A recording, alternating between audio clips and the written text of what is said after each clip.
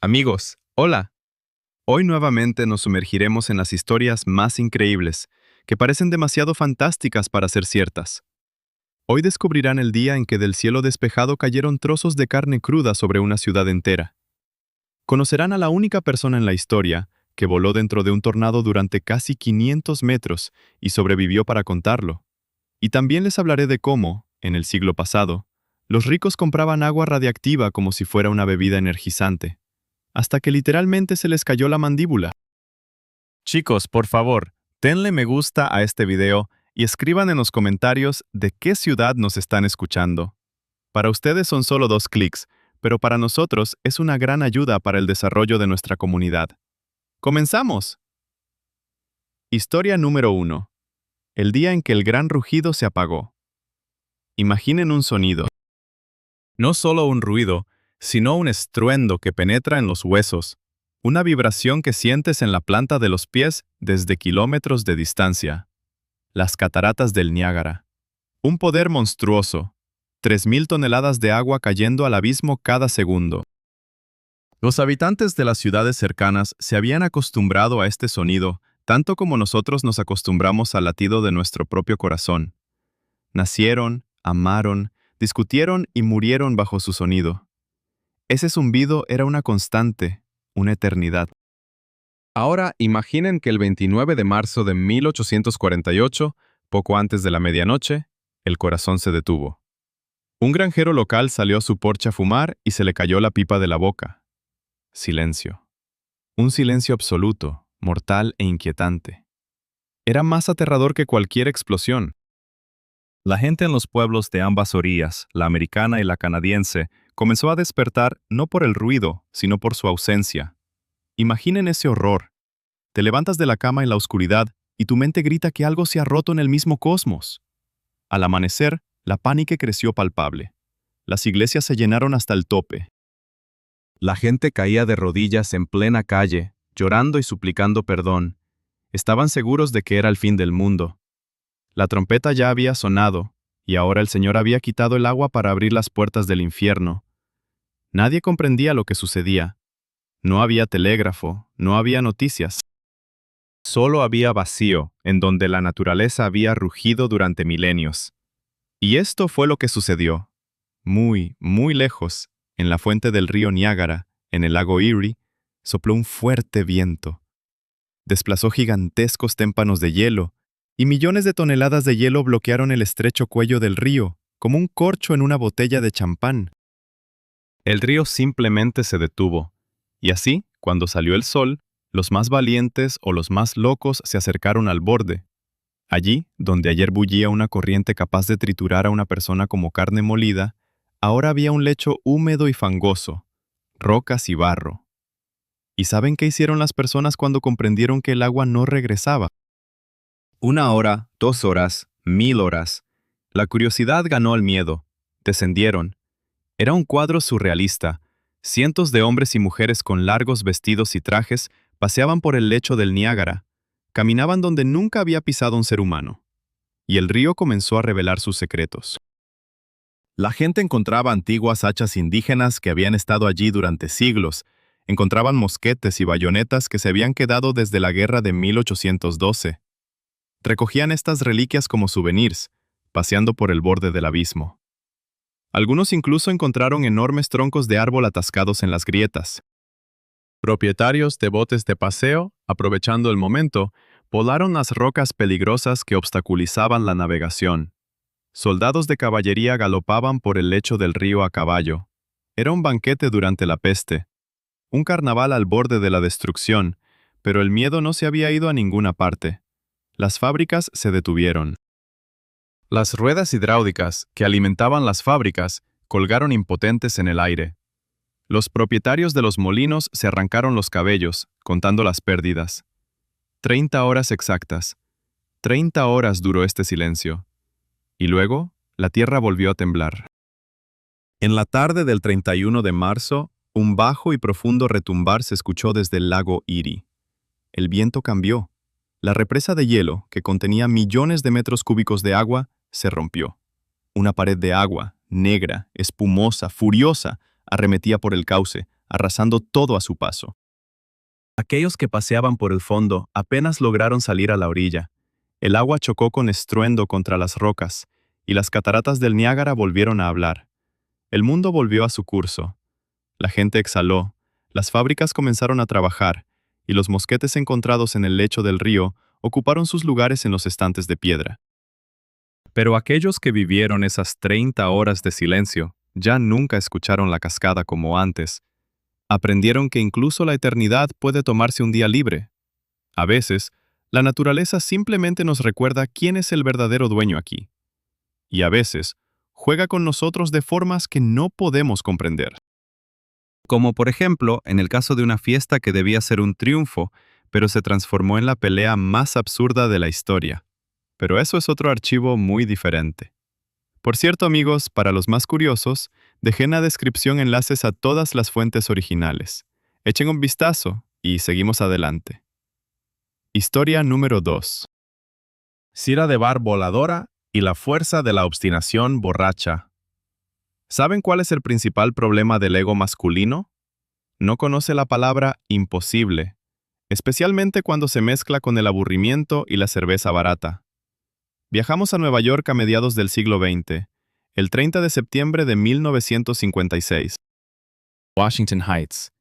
Era una época en que la gente fumaba en todas partes, incluso en los hospitales, y los cinturones de seguridad eran considerados un signo de cobardía. En uno de los bares había un joven llamado Thomas Fitzpatrick. Tenía 26 años. Era mecánico, exmarine, y estaba muy borracho. La conversación se estancó. Uno de los compañeros de bebida lanzó la frase: «Apostamos a que no puedes llegar desde Nueva Jersey aquí, a Manhattan, en 15 minutos». Bueno, ustedes entienden, en hora pico es imposible. En metro lleva tiempo, en coche hay atascos. Cualquier persona normal diría: «Sí, tienes razón, sirve otra». Pero Tomás simplemente se levantó, salió en silencio del bar y desapareció en la noche. Sus amigos se encogieron de hombros y pidieron otra ronda. Pensaron que se había ido a casa a dormir, pero Tomás se dirigió a Nueva Jersey. A las 3 de la mañana llegó al aeródromo de Teterboro. Y aquí comienza la verdadera locura. Imaginen esta escena. Un chico totalmente borracho salta la cerca de un aeropuerto custodiado. No es un espía ni un saboteador. Solo quiere ganar una apuesta. Encuentra un avión monomotor, forza la puerta, enciende el motor sin llaves, como en las películas, y despega. Sin controladores, sin luces, sin plan. En la más oscura oscuridad, orienta la nariz del avión hacia las luces de Nueva York. Mientras tanto, en el bar de Manhattan, todos ya se habían olvidado de la apuesta. Y de repente, un rugido estruendoso hizo temblar los vasos en las estanterías. Los visitantes salieron corriendo a la calle y vieron cómo un enorme pájaro metálico caía del cielo directamente sobre la avenida San Nicolás. El avión maniobraba entre los postes de luz, cortaba ramas de los árboles y con un chirrido de frenos se detenía justo frente al bar. De la cabina salió Thomas Fitzpatrick, vivo. Entró al bar, pidió una cerveza y le dijo a su amigo atónito: «Te dije que llegaría a tiempo». Suena como un chiste, ¿verdad? Pero esperen, lo más gracioso no es eso. Lo más gracioso es que el dueño del avión se negó a presentar cargos porque estaba impresionado con la destreza del aterrizaje. La policía multó a Tomás con $100. Una suma graciosa incluso para esa época, por violar las normas de vuelo. Y eso fue todo. La historia fue olvidada. Pasaron 2 años. 1958. Tomás estaba de nuevo en el bar, otra vez ebrio, y le contó esta historia a un nuevo conocido. Este escuchaba, asentía y luego sonreía. «Vamos, no me digas. Eso no puede ser cierto. Te habrías estrellado». Tomás lo miró con una mirada confusa. En su mente sonó el mismo interruptor. ¿No te lo crees? Se levantó una vez más, se fue a Nueva Jersey otra vez, robó otro avión. Esta vez lo aterrizó en la avenida Ámsterdam, saltando sobre un autobús y milagrosamente sin chocar con un edificio residencial. Cuando la policía llegó, Tomás simplemente se encogió de hombros. No me creyó. Esta vez, el juez no apreció el sentido del humor. Tomás fue enviado a prisión durante 6 meses, pero entró en la historia como la única persona que robó un avión 2 veces, solo para demostrar que tenía razón en una disputa borracha. Y honestamente, mirando los atascos modernos, a veces piensas, quizás, tal vez había algo en su método. Sin embargo, a veces para entrar en la historia no necesitas robar nada. Simplemente tienes que estar en el lugar y en el momento equivocados. O al contrario, perder una cita con el destino debido a la casualidad más absurda del mundo. Historia número 3. La mujer que envió al rey a la luna. En la historia de la astronáutica, todos conocen los nombres de Gagarin, Armstrong y Musk. Pero hay un nombre que no se escribe en los cohetes, aunque sin él, tal vez todavía estaríamos arrastrándonos por la Tierra. Y ese nombre pertenece a una chica que cosía ropa interior. La década de 1960. La carrera hacia la Luna estaba en pleno apogeo. Los ingenieros de la NASA estaban en pánico. Habían construido naves geniales, calculado trayectorias, creado las computadoras más poderosas de su tiempo, que, por cierto, eran más débiles que tu calculadora. Pero tenían un problema gigantesco y suave: los trajes espaciales. El espacio es un infierno. El vacío succiona instantáneamente el aire de los pulmones. La temperatura varía de -100 a +100 grados en segundos, y los micrometeoritos vuelan a la velocidad de una bala. Un traje espacial no es solo ropa, es una nave espacial personal con forma humana. Los ingenieros de la NASA intentaron hacerlos tan duros como armaduras de caballeros. El resultado fue horrible.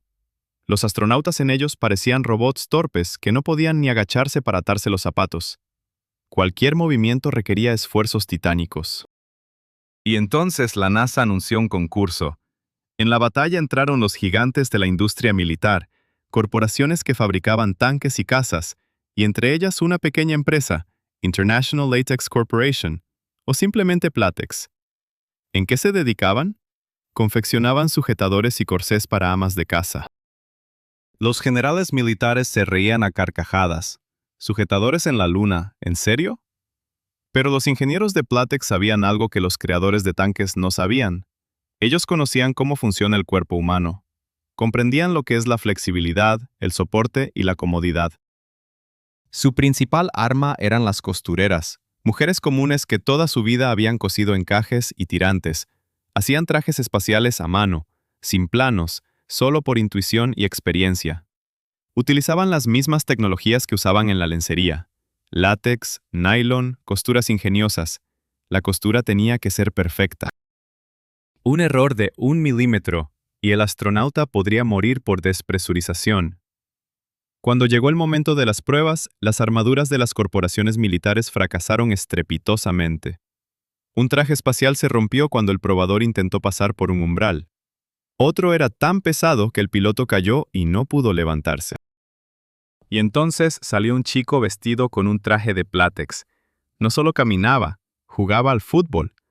Pero incluso entonces, la NASA no quería creerlo. No podemos enviar personas a la Luna con productos de una empresa que publicita ropa modeladora. Cancelaron los resultados del concurso 2 veces. Hicieron que las costureras rehacer todo una y otra vez. Ellas trabajaban 20 horas al día, dedos en sangre, nervios al límite. Cada costura se chequeaba con rayos X. Si encontraban siquiera una burbuja de aire en el pegamento, todo se descosía y se empezaba de nuevo. Al final, cuando Armstrong dio su pequeño paso, llevaba un traje espacial cosido a mano por mujeres que antes hacían la vida de las americanas un poco más hermosa. 21 capas de tela, cosidas con precisión de joyero, lo protegieron de la muerte. Ninguna costura se rompió, ninguna cremallera se abrió. Lo más irónico de esta historia es que esas costureras que salvaron el programa Apolo ni siquiera fueron invitadas al lanzamiento del cohete. Lo vieron por televisión, como todos los demás. Y cuando Armstrong saltaba por el polvo lunar, ellas sabían que su vida no dependía de supercomputadoras, sino de sus costuras, hechas con amor y una precisión inalcanzable por cualquier máquina. La tecnología es maravillosa, pero a veces, para sobrevivir en la oscuridad, solo necesitas saber coser bien unos calzones, y a veces el salvavidas viene en forma de una simple zanahoria. Aunque no, eso es demasiado simple. Hablemos de cómo un día una flota entera fue derrotada no por cañones, sino por pura y simple idiotez. Historia número 4. Los piratas que casi robaron un submarino. En el mundo del crimen existen sus propios Oscar por genialidad y frambuesas doradas por idiotez. Pero el caso que ocurrió en 2011 merece un premio especial en la categoría de ¿qué fue esto? Trasladémonos al puerto de la ciudad de Agente, en Vergía. Un puerto gris, tranquilo y aburrido. Aquí normalmente roban contenedores de electrónica o cigarrillos, pero la banda de la que hablaremos decidió jugar en grande. No querían hacer cosas pequeñas. Quisieron robar un submarino. No un submarino militar nuclear con misiles, aunque, conociendo sus ambiciones, hubieran intentado. Su objetivo era un submarino soviético de clase Foxtrot que había sido dado de baja, una enorme y oxidada máquina de 90 metros que estaba atracada como una exhibición de museo. El plan era tan simple como un ladrillo y tan ingenioso como eso. Los criminales no pensaban robarlo bajo el agua, porque ninguno de ellos sabía manejar un submarino. Además, el motor no funcionaba desde hacía tiempo. Decidieron deshacerse de él como chatarra, justo donde estaba. Falsificaron documentos, crearon una empresa ficticia de reciclaje de barcos. Incluso contrataron a trabajadores de verdad con grúas y cortadores de gas. Imaginen la audacia. A plena luz del día, personas con cascos comienzan a cortar un submarino soviético, y nadie hace preguntas. Las autoridades portuarias piensan que todo es legal. Los transeúntes creen que es un mantenimiento programado. El trabajo avanza a toda velocidad. Toneladas de acero son cargadas en camiones. Los piratas ya están contando sus ganancias. Cientos de miles de euros por metal de alta calidad. Todo va perfectamente, demasiado perfecto. Y aquí es cuando entra en juego un factor que derriba imperios y los planes más ingeniosos, el factor humano. Más específicamente, la curiosidad de un viejo vigilante de museo que simplemente pasaba por allí. Vio cómo le estaban cortando un trozo de la torre de su amado submarino. —¡Gritó. —¿Qué están haciendo? —Reciclaje, viejo —respondió perezosamente uno de los trabajadores. —Todo está acordado con el ayuntamiento. Aquí están los documentos. El vigilante revisó el papel. Había sellos, había firmas. Todo parecía sólido. Ya estaba a punto de irse, resignándose a que el viejo hierro no le importaba a nadie. Pero entonces su mirada se detuvo en un detalle, una fecha. En los documentos estaba la fecha de inicio de los trabajos, 31 de febrero. 31 de febrero. Los estafadores planearon la logística, contrataron a técnica, falsificaron las firmas de los ministros, pero olvidaron mirar el calendario. Simplemente escribieron un número al azar al final del mes, sin recordar que febrero es un mes corto y caprichoso. El vigilante lentamente levantó la vista, sacó su teléfono y llamó a la policía. Cuando los policías llegaron, se rieron durante un buen rato. Arrestaron a la banda directamente en la cubierta del submarino medio desmantelado. Uno de los criminales, cuando lo estaban esposando, presuntamente murmuró: «Sabía que debía haber escrito 1 de marzo». Esta historia nos enseña una lección importante. Puedes ser un genio del mundo del crimen, pero si faltaste a la escuela primaria, el universo encontrará una manera de castigarte, incluso si para ello tiene que usar un día inexistente en el calendario. Sin embargo, los errores en las fechas son trivialidades comparadas con los errores en geografía. Especialmente cuando descubres un continente entero y luego simplemente olvidas dónde está. Historia número 5. La isla que jugaba a las escondidas. ¿Alguna vez perdiste las llaves de tu propia casa? Es frustrante, ¿verdad? Ahora imagina que perdiste una isla entera. No un pequeño trozo de tierra con una palmera, sino un enorme pedazo de tierra en el Golfo de México, que estuvo en los mapas durante casi 400 años. Conozcan la isla Bermega. En el siglo XV, los cartógrafos españoles la marcaron en los mapas con la precisión de un reloj suizo. Aquí está, dijeron, la isla Bermega, justo aquí, frente a la costa de Yucatán. De un color rojizo, de ahí el nombre Bermega, que en español significa rojizo. Los marineros navegaban a su alrededor, tomaban notas en sus diarios de viaje y dibujaban en sus atlas. Él estaba allí en 1772 y de nuevo en 1846. Esta isla no era simplemente un trozo de tierra, Para México, era el fondo dorado, literalmente. La existencia de esta isla permitía al país expandir sus límites marítimos lejos hacia el norte y reclamar gigantescas cantidades de petróleo, simplemente inimaginables en la bahía. Miles de millones de dólares en oro negro. En 2009, el gobierno de México decidió: es hora de extraer petróleo. Equiparon una expedición científica, tomaron los mejores ecosondas, imágenes satelitales, helicópteros, y se dirigieron al punto con coordenadas 22 grados y 33 minutos de latitud norte. Llegaron al lugar. El océano estaba tranquilo. El sol brillaba, las gaviotas gritaban, y la isla no estaba. El capitán del barco se frotó los ojos. Verificaron el GPS. El punto era correcto. La profundidad bajo la quilla era de 15 kilómetros. No había tierra, ni rocas, ni siquiera bancos de arena. Solo agua azul. Los científicos comenzaron a rascarse la cabeza.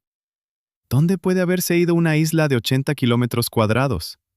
¿Quizás se hundió?, preguntó alguien. Las islas no se hunden así, como el Titanic, respondieron los geólogos. Incluso si se hubiera ido bajo el agua debido al aumento del nivel del mar, habríamos encontrado una montaña submarina, y aquí solo había un abismo. Comenzó la pánico. Los conspiracionistas inmediatamente propusieron una teoría que sonaba como una locura, pero en la que creía la mitad de México. Dijeron que lo hicieron los estadounidenses. Supuestamente la CIA había volado la isla con una bomba atómica o la había desmantelado por completo para que el petróleo fuera para los Estados Unidos. Suena tonto, ¿verdad? Pero, ¿dónde demonios se fue la isla? Los historiadores se lanzaron a los archivos. Recuperaron mapas del siglo XV. El siglo XV. La isla estaba en todas partes. Pero luego, a principios del siglo XX, comenzó a desaparecer. En unos mapas aparecía, y en otros ya no estaba, como si los cartógrafos mismos no estuvieran seguros de si la habían visto o si solo fue un sueño. Al final, la versión oficial suena aún más extraña que la explosión de la CIA. Los científicos declararon: las Islas Bermexa nunca existieron. 400 años, marineros, capitanes y almirantes trazaron en sus mapas un fantasma. 400 años, la gente vio lo que no existía. Quizás fue un error de un copista que se repitió de generación en generación, o una ilusión óptica, o una mancha en la primera carta que todos tomaron por tierra. Imagine la decepción de los petroleros mexicanos. Perdieron miles de millones debido a una alucinación cartográfica.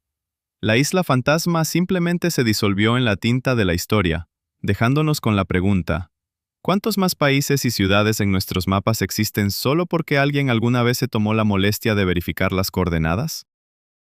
El mundo está lleno de cosas que no existen, pero en las que creemos, y cosas que existen pero que es imposible creer.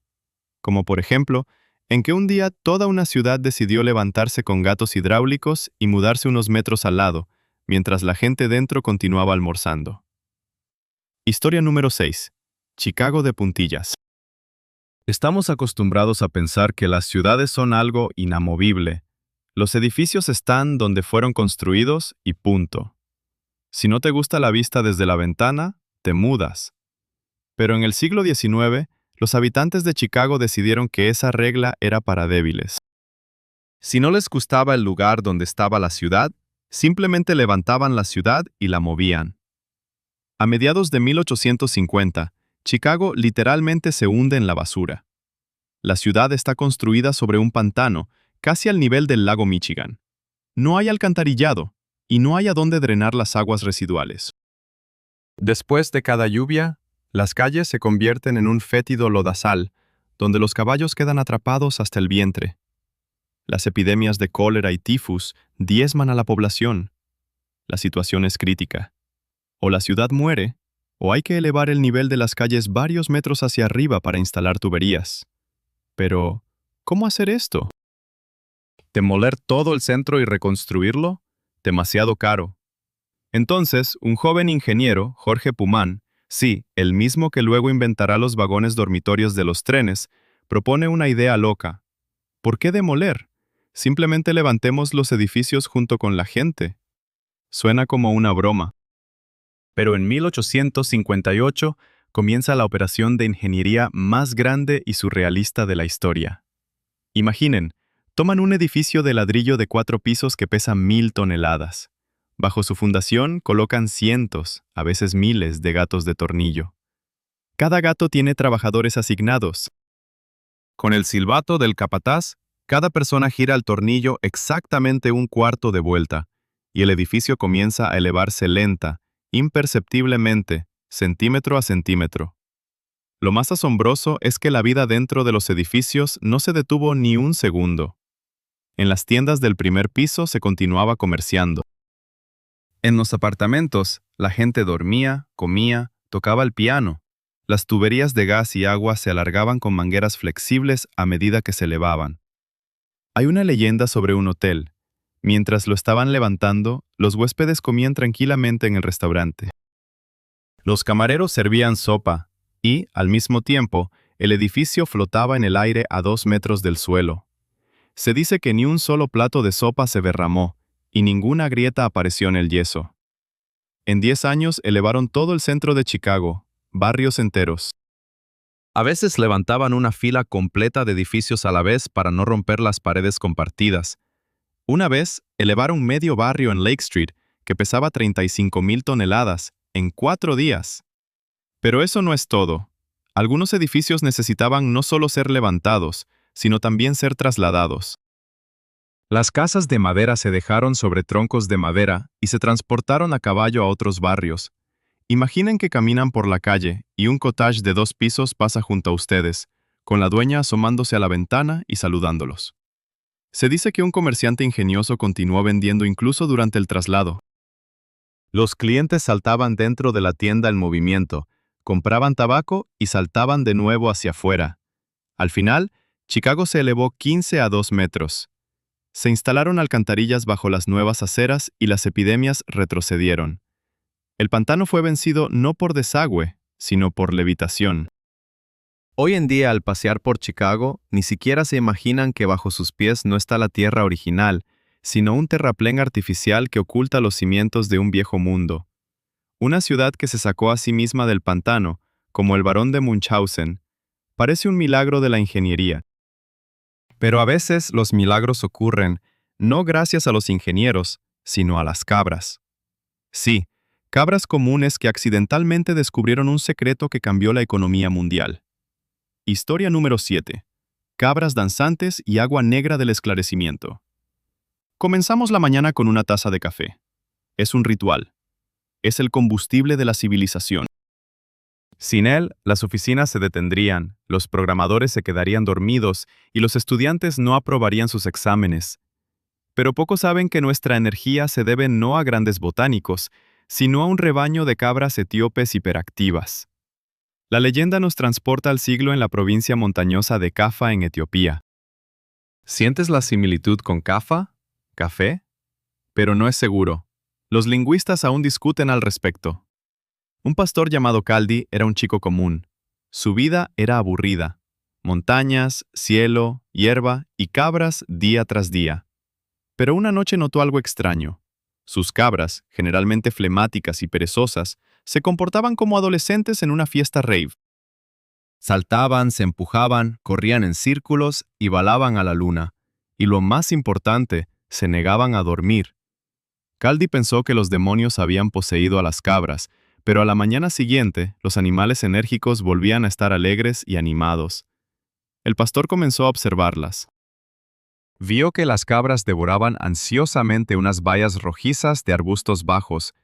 La curiosidad superó al miedo. Caldi recogió un puñado de bayas y las probó. Al principio no sintió nada, luego un amargor, y después su corazón comenzó a latir más rápido. La fatiga acumulada durante el día desapareció. El mundo se volvió más brillante, los pensamientos más claros. Caldi se sintió como si pudiera correr un maratón y al mismo tiempo componer un poema. Comenzó a bailar junto a sus cabras. Eufórico por el descubrimiento, recogió más bayas y corrió al monasterio más cercano. «¡Padre!», gritó al abad. «He encontrado un regalo de los dioses, ¡mira!». Pero el abad era un hombre conservador. Probó la baya Hizo una mueca por el sabor amargo y las arrojó al fuego, declarando, «Es una tentación demoníaca». Y entonces ocurrió un milagro. Las bayas comenzaron a asarse en el fuego. Por la habitación flotó el mismo aroma, el olor que hoy conocen todos los habitantes del planeta. El olor del café tostado. Los monjes, atraídos por el aroma, corrieron a la habitación. Sacaron los granos chamuscados del fuego, los molieron y los empaparon con agua hirviendo para salvar el regalo de los dioses de su destrucción total. El abad bebió la bebida negra que resultó. Y esa noche, por primera vez, no se durmió durante su larga oración nocturna. Su mente estaba clara y su oración ardía. Pronto, la noticia de la bebida negra de la iluminación se esparció por todos los monasterios. Los monjes bebían café a litros para mantenerse despiertos durante los servicios. La bebida fue llamada kahwa, que ahuyenta el sueño. Luego, el café llegó a los sufíes en Yemen, de allí a la Meca, luego a Turquía, donde se abrieron las primeras casas de café, llamadas escuelas de sabiduría. Y finalmente a Europa, donde el Papa Clemente VII, al probar el brebaje musulmán, lo bendijo diciendo: «Esta bebida del diablo es tan deliciosa que sería una lástima permitir que los infieles la consuman exclusivamente». Así que las cabras danzantes de Caldi cambiaron la historia. Si no fuera por ellas, Newton posiblemente habría dormido bajo el manzano. Walter no habría escrito sus panfletos, bebía 50 tazas al día, y Balzac no habría creado la comedia humana. Todo el mundo moderno se basa en la cafeína que robamos a los paridos. Pero si las cabras nos dieron energía, un pequeño y casi imperceptible ser casi nos otorgó la inmortalidad, o al menos nos mostró cómo engañar a la muerte, simplemente deshidratándose hasta convertirse en polvo. Historia número 8. Migrantes ilegales en la Luna. Nos gusta pensar que el espacio es un lugar estéril, que allí, en la negrura del vacío, solo hay piedras, polvo, radiación y nuestras frágiles naves humanas de alta tecnología. Nos enorgullecemos de haber dejado en la Luna huellas de nuestros zapatos, banderas y un par de palos de golf. Pero estamos equivocados. La Luna ya no está deshabitada. Y no me refiero a extraterrestres.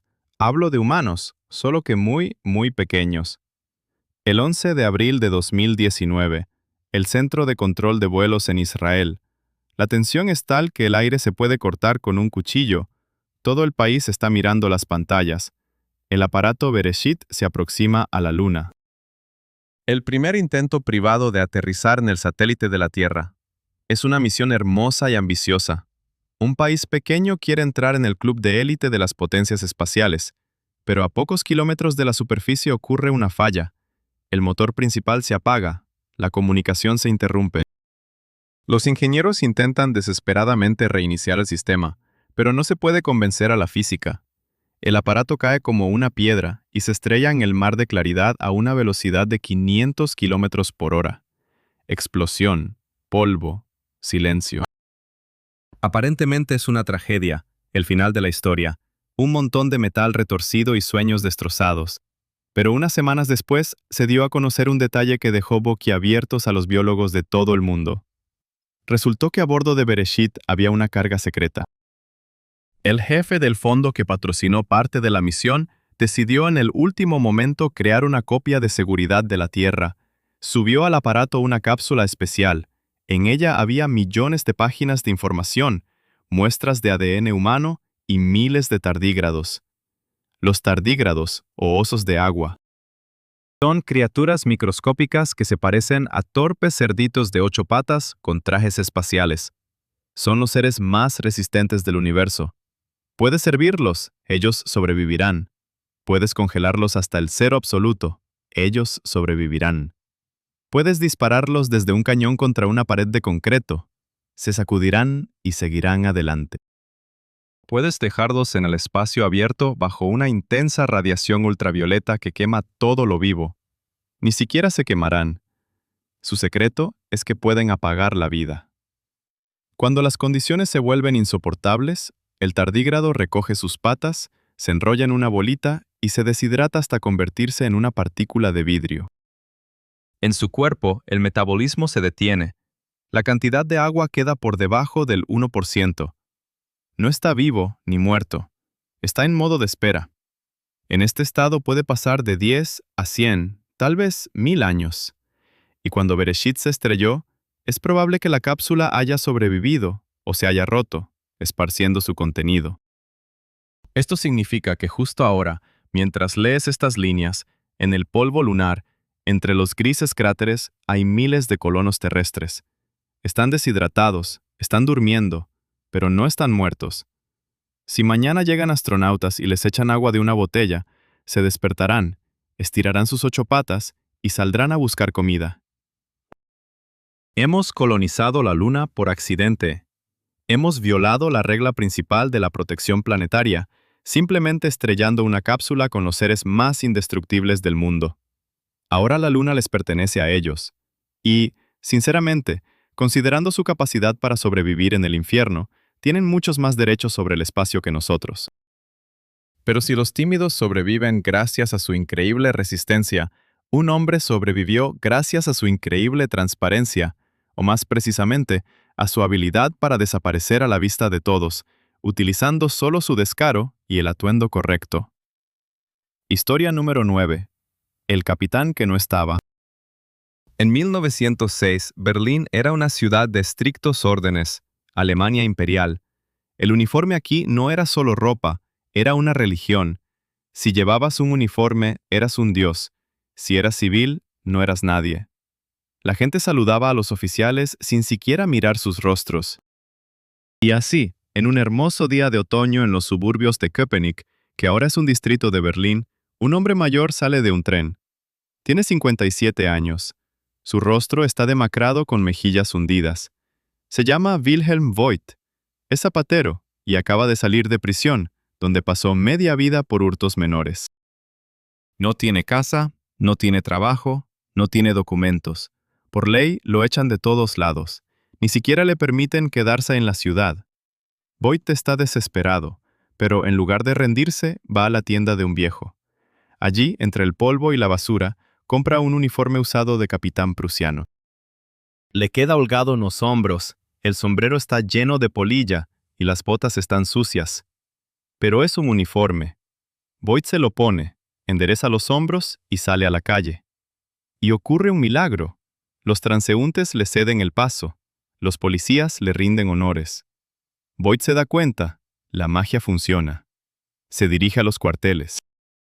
Un escuadrón de granaderos, verdaderos soldados con rifles, marcha hacia él.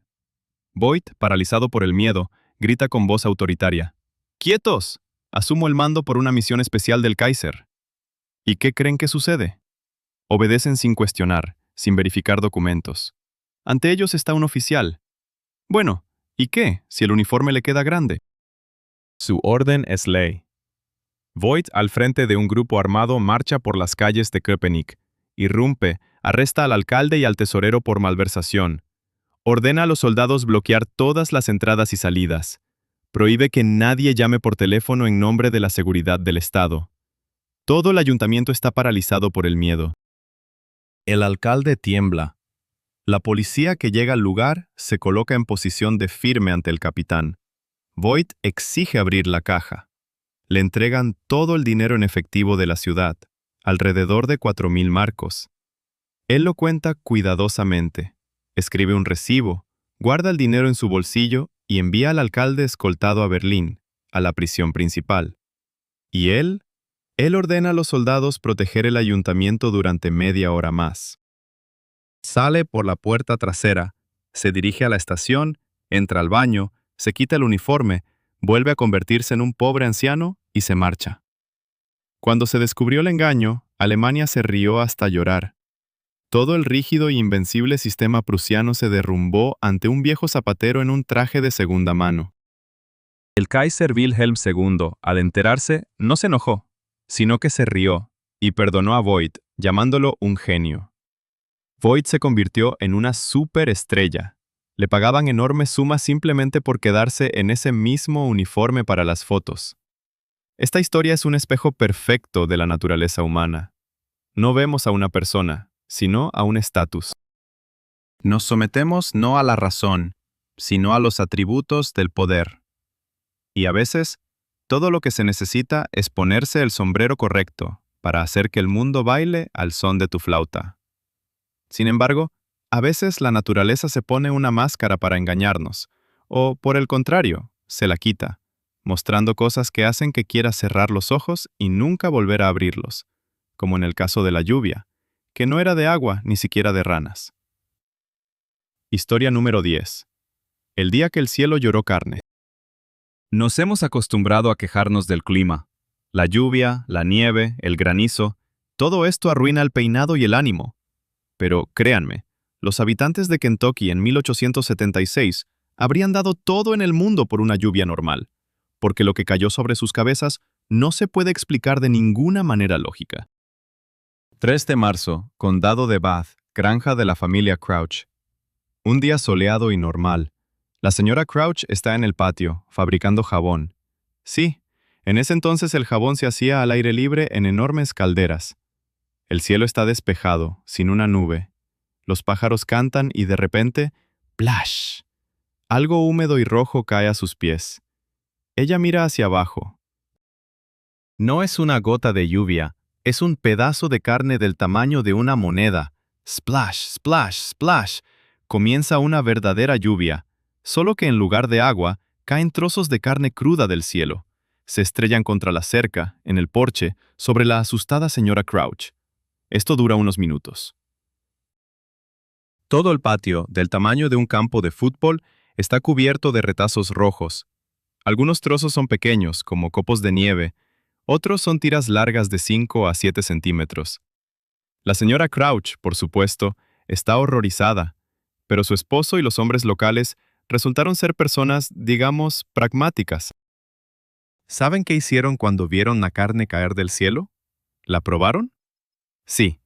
2 caballeros locales recogieron trozos del suelo y se los comieron. Según ellos, tenía sabor a cordero o venado. La noticia se esparció inmediatamente. Llegaron reporteros, científicos, mirones, todos especulaban sobre qué podría ser. ¿Un signo divino? ¿Restos de ángeles? ¿O tal vez los restos de algún desafortunado hombre desgarrado por un tornado en el estado vecino? Se recogieron muestras en un frasco y se enviaron a laboratorios. Y aquí es donde comenzó lo más interesante. Los químicos miraron por los microscopios y dijeron, no es cordero, es tejido pulmonar. Pulmones, ya sea de caballo o de un bebé humano. Sí, también había esa versión. El misterio de la lluvia de carne en Kentucky atormentó las mentes durante años, hasta que un científico, el Dr. L.D. Costonbine, propuso una explicación que era a la vez la más lógica y la más repugnante. Buitres. En Kentucky habitan 2 tipos de buitres, el buitre de pavo y el buitre negro. Estas aves tienen una peculiar costumbre. Si ven un peligro o necesitan despegar rápidamente y el estómago está lleno de carroña, se alivian por la boca. Regurgitan todo lo que han comido para hacerse más ligeros. Imaginen un grupo de 50 a 100 enormes aves que acaban de almorzar un caballo muerto. Ascenderán alto en el cielo, entran en una corriente de aire justo sobre la granja de los Crouch, se asustan de algo o simplemente deciden que es hora de hacer dieta, y sincrónicamente vacían sus estómagos. El viento recoge esta carga y la esparce como lluvia sobre el patio, y luego los gourmets locales la prueban. Oficialmente, el misterio nunca se ha revelado al 100%, pero la teoría de los vómitos y los buitres se considera la más plausible. Y este, quizás, sea el único caso en la historia en el que la frase «maná del cielo» adquirió un tono tan nauseabundo. La naturaleza sabe cómo sorprendernos. A veces nos deja caer un almuerzo de buitres, y otras veces crea seres que viven donde la vida es, en principio, imposible. En un lugar donde incluso las piedras se derriten por el calor. Historia número 11. El demonio en una botella de salsa de soya. Tememos a los venenos, tememos a la radiación, tememos a las cosas que matan. Pero hay un veneno que es tan aterrador que su efecto se asemeja a una antigua maldición, y no a una reacción química. Y lo más espeluznante es que puedes encontrarlo no en un laboratorio secreto, sino en un restaurante japonés común, si la mano del cocinero tiembla. Hablamos, por supuesto, del pez globo, pero no de lo delicioso que es, sino de lo que le sucede a una persona que come el trozo equivocado. Imagina que estás sentado a la mesa, disfrutando de un sashimi sabroso y delicado, y de repente tus labios comienzan a entumecerse. Piensas, oh, qué curioso, como si fuera anestesia del dentista. Quieres decírselo a tu amigo, pero tu lengua no te obedece. La conversación se convierte en un balbuceo. Intentas levantarte, pero tus piernas son de goma. Caes al suelo. Tu cuerpo está completamente paralizado. No puedes mover ni un dedo, ni un parpadeo. Ni siquiera puedes respirar. Tu diafragma se desconecta. Pero aquí está el horror de la tetrodotoxina del pez globo. No mata tu cerebro, no te priva de la conciencia. Estás en el suelo, lo oyes todo, lo ves todo, lo sientes todo. Oyes los gritos de tus amigos. ¡Llamen a una ambulancia! ¡Ha muerto! ¿Oyes la sirena? Sientes cómo los paramédicos toman tu pulso y dicen, débil, casi nada. Las pupilas no responden. Para el mundo eres un cadáver. Te meten en una bolsa, te llevan a la morgue. Quizás incluso comiencen a prepararte para el funeral, mientras tú, dentro de tu cuerpo, gritas de terror, pero no puedes emitir ningún sonido. Eres un rehén en tu propia carne. En Japón, hay historias espeluznantes sobre personas que despertaron en las morgues o, peor aún, se reincorporaron en la pira funeraria cuando el efecto del veneno comenzaba a desvanecerse. Por eso, en tiempos antiguos existía una ley. Si una persona moría por el pez globo, no se podía enterrar durante 3 días. Simplemente por si acaso, para asegurarse de que realmente estaba muerto, y no solo mirando una película de horror desde la primera fila. Pero una historia aún más loca está relacionada con cómo se utiliza este veneno no para comer, sino para crear esclavos. En Haití, los sacerdotes vudú utilizan un polvo de pez globo seco y otros ingredientes como saliva y huesos humanos para crear zombies reales. Le dan a la víctima una dosis del veneno, la persona muere, la entierran, y por la noche, el sacerdote desentierra el cadáver. Debido a la hipoxia, la falta de oxígeno en el ataúd, el cerebro de la víctima se daña, la persona despierta, pero ya no es la misma. Su voluntad está quebrada, su memoria borrada. Se convierte en una marioneta obediente, capaz solo de cumplir órdenes. Y esto no son cuentos. En los años 80, el científico Wade Davis encontró a un hombre llamado Claudius Narcís, que murió en un año, fue enterrado, y 18 años después regresó a su aldea y contó cómo durante todos esos años trabajó como esclavo en la plantación de un sacerdote. Así que, cuando la próxima vez pidan un plato exótico, recuerden que la línea entre el placer gastronómico y convertirse en un muerto viviente es más delgada que la hoja de un cuchillo de sushi. Pero si el veneno puede detener la vida, ¿puede algo volver a activarla? Por ejemplo, la electricidad. Y no solo en el corazón, sino en un cadáver. Sí, en el siglo XIX hubo chicos que creían que Frankenstein no era ciencia ficción, sino un manual de instrucciones. Historia número 12. El espectáculo de los muertos bailarines. Londres, comienzos del siglo XIX. Las ejecuciones públicas eran el principal entretenimiento de la multitud. Pero en 1803, el espectáculo no terminó en la horca. Apenas comenzaba. El protagonista es Giovanni Aldini, sobrino del famoso Luigi Galvani, aquel cuyo nombre da origen al término galvanismo. Pero mientras el tío electrificaba patas de rana, el sobrino soñaba con más. Quería resucitar a los muertos. En aquel momento, la electricidad era magia. Nadie sabía exactamente qué era, pero todos lo entendían. Hacía que los músculos se contrajeran, por lo tanto, era la chispa de la vida. 17 de enero. La prisión de Newgate. Un criminal llamado George Forster acaba de ser ahorcado por matar a su esposa e hijo. Su cuerpo aún está caliente. Lo descuelgan y lo llevan no al cementerio, sino al teatro anatómico. Allí ya espera Aldini. Está vestido como un ilusionista. A su alrededor, enormes columnas de voltios, baterías. La sala está repleta. Científicos, aristócratas, curiosos. Las entradas se han vendido como para el estreno de un gran éxito. Aldini conecta los cables. Uno en la boca del cadáver, el otro en la oreja. Interruptor. Golpe. Lo que ocurrió después hizo que los caballeros en la primera fila se quedaran sin aliento. El rostro del muerto comenzó a contorsionarse en horrendas grimaces.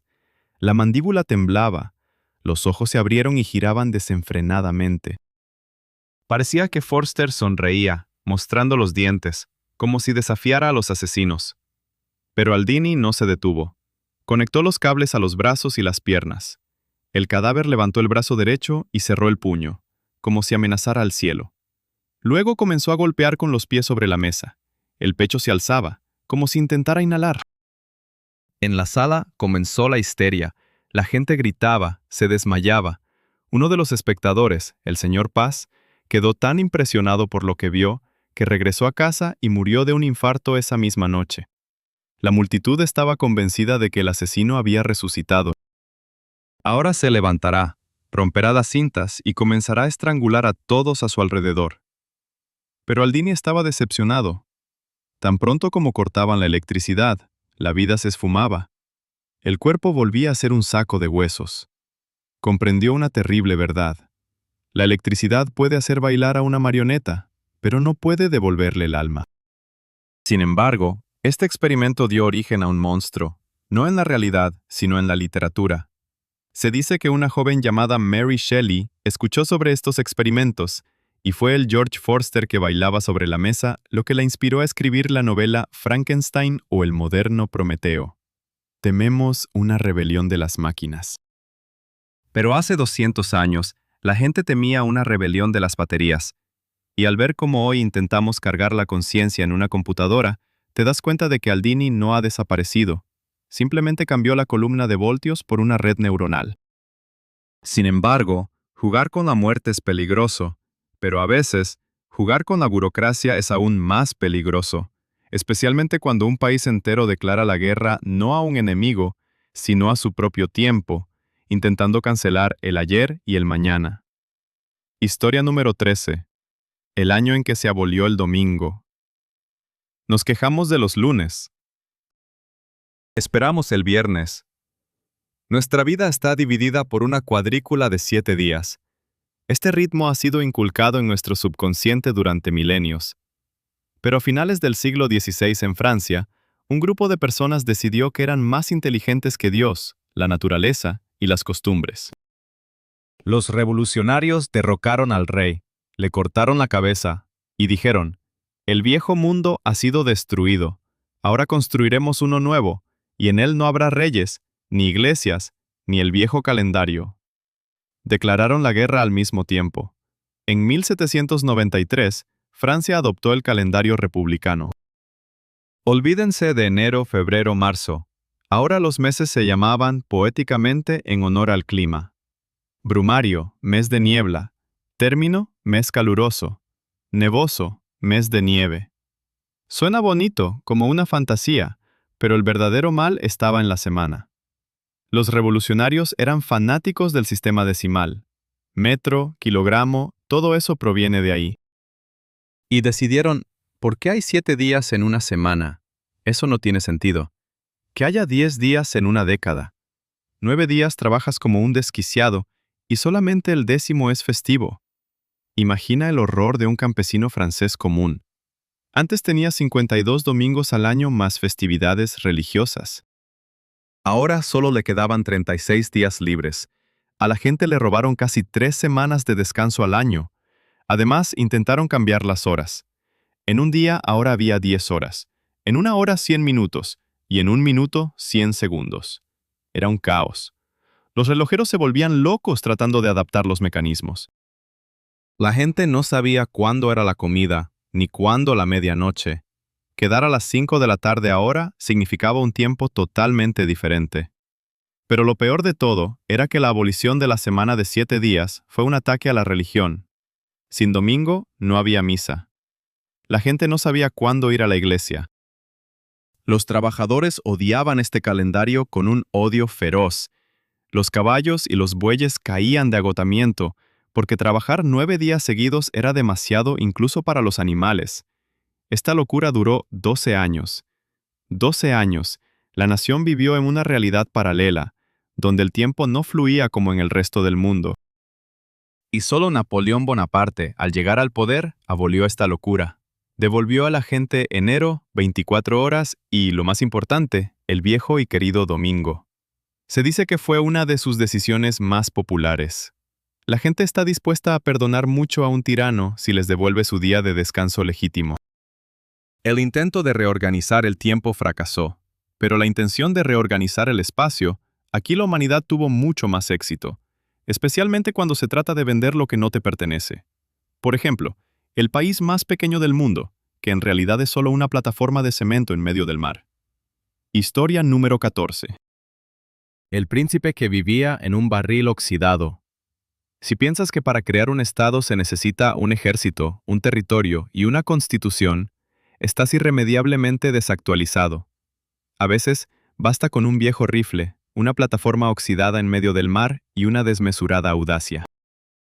Conozcan a Paddy Roy Bates, un ex mayor del ejército británico, un hombre con el carácter de un bulldog y la imaginación de un pirata.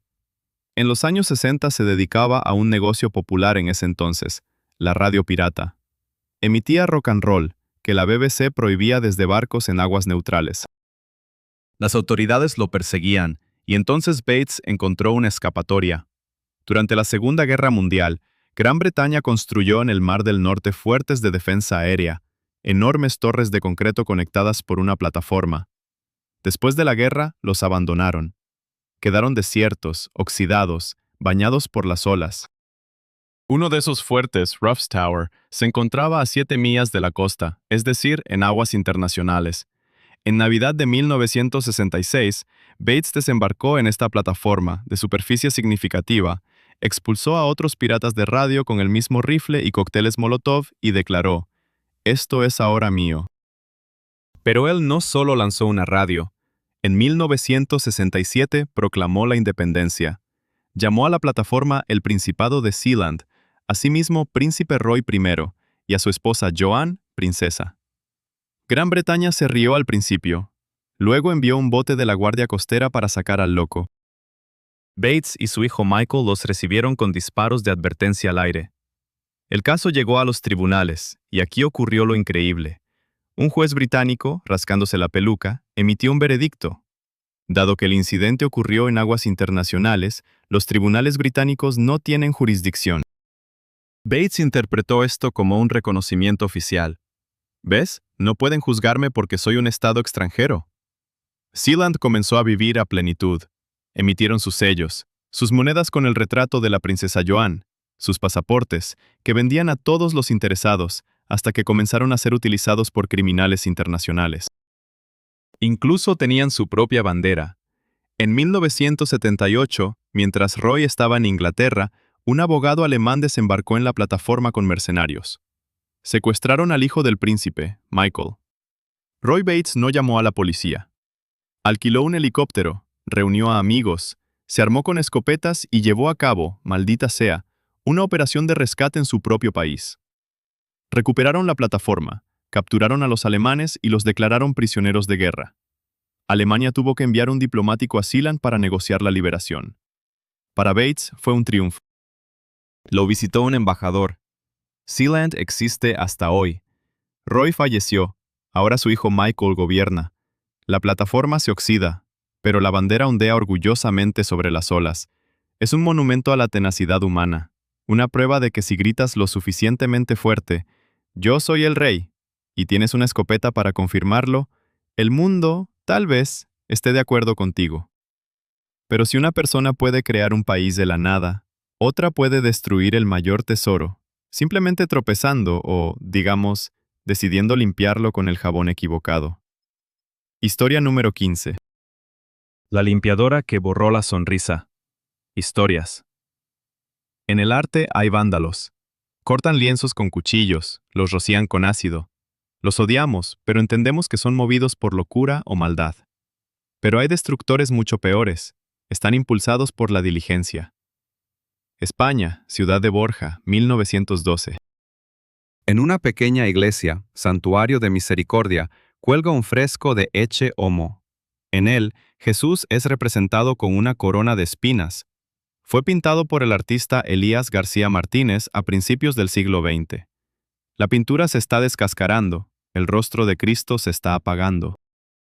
Con tristeza en el corazón, una feligresa, la octogenaria Cecilia Jiménez, observa esto. Ella es una mujer bondadosa y devota. Ella ama esta iglesia y decide, debo ayudar, lo voy a arreglar. Toma pinceles, toma pinturas y comienza la restauración. No es malvada, simplemente no sabe dibujar en absoluto.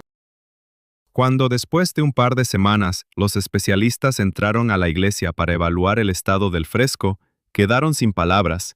El rostro de Jesús había desaparecido. En lugar de la delgada y sufrida cara del Salvador, en la pared había algo redondo, peludo, con una boca torcida y ojos como cuentas. Se parecía a un mono peludo en una túnica que había sido dibujado por un niño de 3 años. La noticia se esparció por el planeta en cuestión de horas. Internet explotó. El fresco fue apodado de inmediato Jesús Peludo o Eche Mono, su mono. Los críticos de arte lloraban. La familia del artista amenazaba con una demanda. Cecilia cayó en un colapso nervioso. Ella solo quería hacer lo correcto. Pero entonces ocurrió lo que nadie esperaba. La gente comenzó a llegar a Borja, miles de personas. Querían ver con sus propios ojos la peor restauración de la historia. Las colas se extendían por kilómetros. Turistas de Japón, Estados Unidos y Australia viajaban a este remoto lugar por el Jesús Peludo. La iglesia comenzó a cobrar entrada de €1. Ganaron decenas de miles de euros en el primer año. Lanzaron tazas, camisetas, imanes con la imagen del Cristo mono. El dinero se destinaría a la caridad y a un hogar de ancianos. Cecilia Jiménez, de Loca de la Ciudad, se convirtió en la heroína local. Incluso tuvo una exposición personal. Su vandalismo salvó la economía del pueblo moribundo mejor que cualquier programa estatal. La ironía del destino. El fresco original de Martínez era una obra aceptable, pero mediática que nadie conocía fuera de Borja. Al estropearlo, la abuela lo hizo inmortal. A veces, un error es lo mejor que puede suceder. Y a veces, un error puede llevar al descubrimiento de una sustancia que salvará millones, pero que olerá tanto que hará caer de desmayados a los caballos. Historia número 16.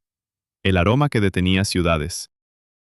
Sabemos cómo huele una rosa, sabemos cómo huele un contenedor de basura, pero créanme, no saben lo que es un verdadero hedor. Un hedor absoluto, capaz de atravesar la nariz incluso a través de una máscara de gas. En 1972, en Friburgo, Alemania, químicos intentaban crear tiacetona. Esta sustancia es un simple compuesto orgánico, pero tiene una particularidad. Huele. No, no así. Huele. Cuando los científicos en el laboratorio rompieron accidentalmente un frasco con esta sustancia, ocurrió algo terrible. El olor se propagó instantáneamente a través de la ventilación y salió a la calle. No era el olor de huevos podridos o de alcantarillas. Los testigos lo describieron como un golpe de martillo a los nervios olfativos. La gente en las calles, en un radio de medio kilómetro desde el laboratorio, comenzó a desmayarse. Vomitaban directamente en las aceras. Comenzó el pánico. Los ciudadanos corrían, cubriéndose la cara con pañuelos, pero el olor se filtraba a través de la tela, provocando lágrimas y asfixia. Las autoridades se vieron obligadas a evacuar todo un distrito de la ciudad de Friburgo. Las escuelas cerraron, las tiendas se aseguraron, la vida se detuvo. Todo por un frasco roto. Pero eso no es todo. En 1967, 2 químicos valientes o locos de la empresa O en Inglaterra decidieron repetir el experimento con tiacetona. Ellos eran cautelosos, trabajaban en un laboratorio hermético, pero el tapón de la botella con la sustancia se salió por un segundo. Al minuto, sus colegas en el edificio vecino, a 200 metros, comenzaron a sentir náuseas.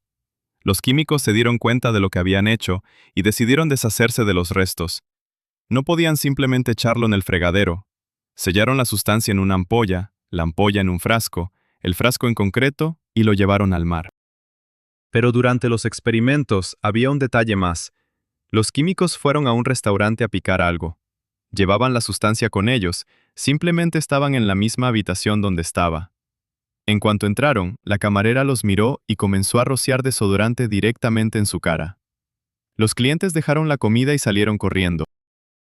El gerente casi los echó con una fregona. El olor se impregnó en su ropa, en su piel, en su cabello. Los persiguió durante semanas. Sus esposas se negaron a dormir con ellos en la misma habitación. Sus amigos dejaron de hablarles. El teoacetona es oficialmente considerado la sustancia más maloliente que jamás haya sido creada por el hombre. Su olor es tan horrendo que incluso se consideró como un arma química no letal. Imaginen una bomba que no mata, sino que hace que el ejército enemigo arroje sus armas y corra hacia los arbustos a vomitar. Por suerte o por desgracia, los militares abandonaron esta idea. Al parecer, incluso para la guerra era demasiado cruel. Los olores pueden ser armas, pero los sonidos pueden ser incluso más peligrosos, especialmente si es una nota que te hace perder la razón, aunque ni siquiera entiendas que la estás escuchando. Historia número 17. El fantasma en el ventilador. Vic Tandy era un escéptico, un ingeniero racional que creía en planos, voltímetros y las leyes de Newton. Un fantasma era un delirio para amas de casa impresionables. A finales de los 90 trabajaba en un laboratorio de una empresa médica en Covatre. El lugar era sombrío, un edificio antiguo con largos pasillos. Los colegas susurraban que aquí había algo extraño. Las limpiadoras se quejaban de que veían figuras grises por el rabillo del ojo. Los guardias decían que sentían que alguien los miraba por la espalda. Vic se reía de ellos hasta que una noche se quedó trabajando solo. Estaba sentado en su mesa, soldando un circuito y de repente sintió un frío. No era una corriente de aire, sino un frío pegajoso de tumba. Se le erizó el vello de los brazos. Lo invadió una sensación de pánico inexplicable, de ese tipo que te hace querer huir sin mirar atrás. Y entonces lo vio. Con el rabillo del ojo a su izquierda notó una figura gris difusa que se deslizaba lentamente hacia su mesa. Vic se quedó inmóvil. Giró su cabeza para mirar de frente, y la figura desapareció. Se secó el sudor frío. Me he sobrecargado, pensó. Necesitaba un café. Al día siguiente llevó su espada de esgrima al trabajo. Iba a arreglar la empuñadura. Apretó la hoja en un torno y de repente notó algo extraño. La punta de la espada vibraba. Temblaba ferozmente hacia arriba y hacia abajo, aunque no había viento en la habitación y nadie tocaba la mesa. Vic era ingeniero. Sabía que el metal no vibra sin motivo. Necesita resonancia. Comenzó a buscar el origen y lo encontró. En la esquina del laboratorio había un nuevo ventilador extracto.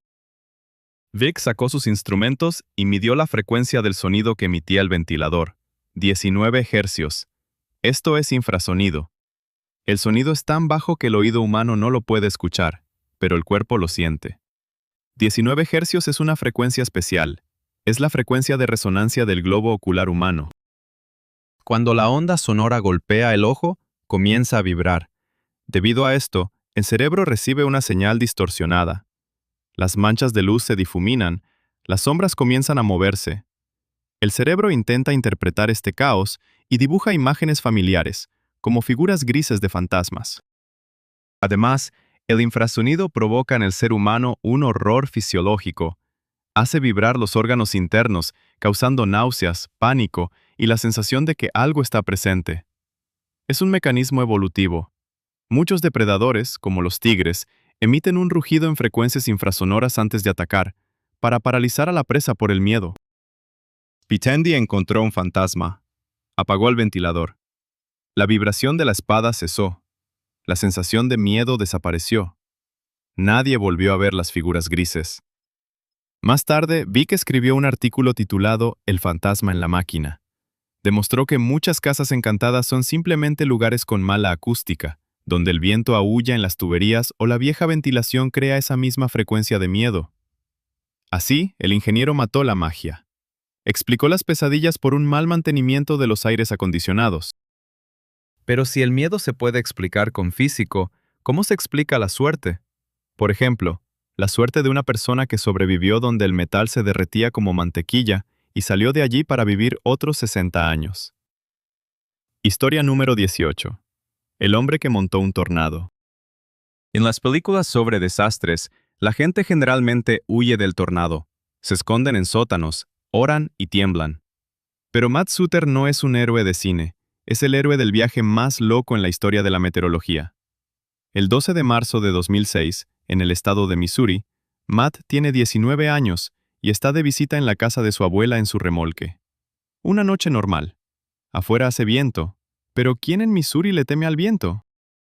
De repente, las paredes comienzan a temblar. El ruido se hace ensordecedor, como si un tren de mercancías entrara directamente en la sala de estar. Matt salta al sofá para cerrar la ventana, pero no llega a tiempo. La puerta es arrancada de sus bisagras.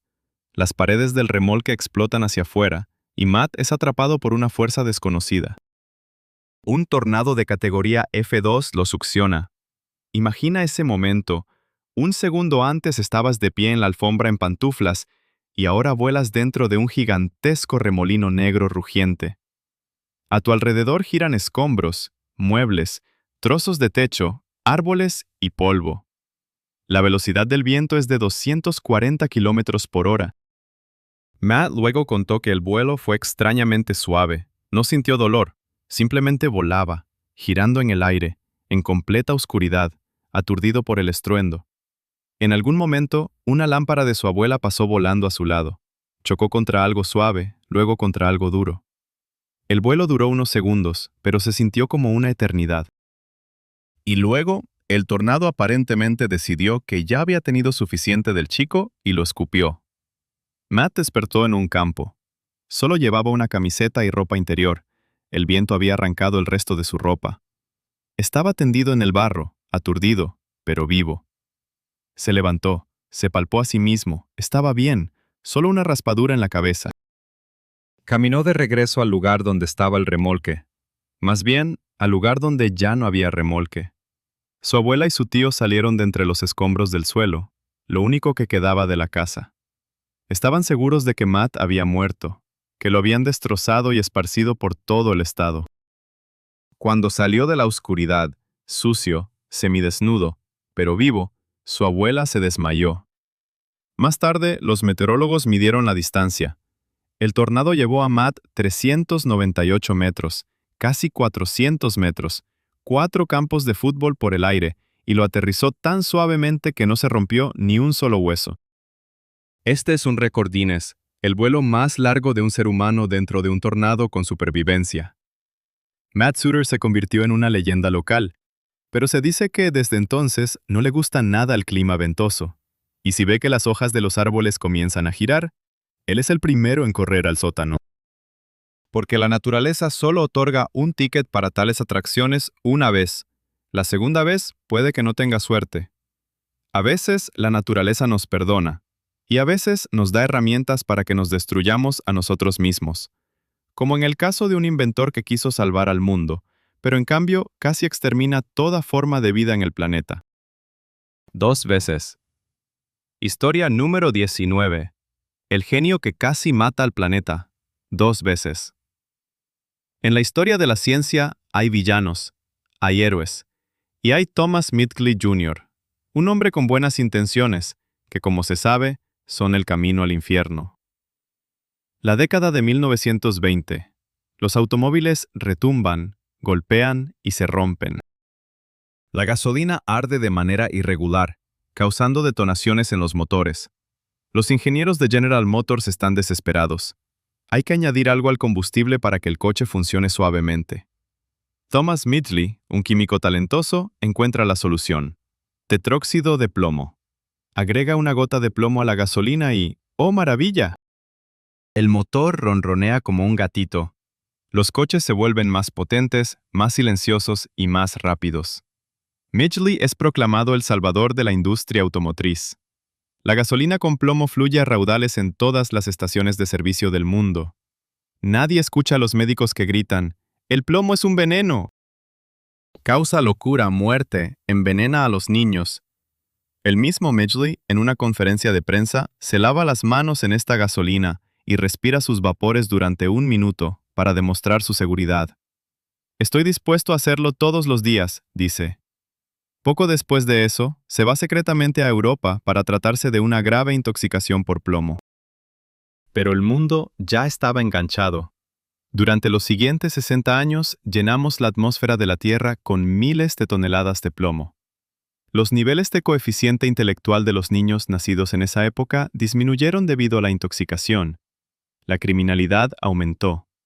El plomo afecta la agresión.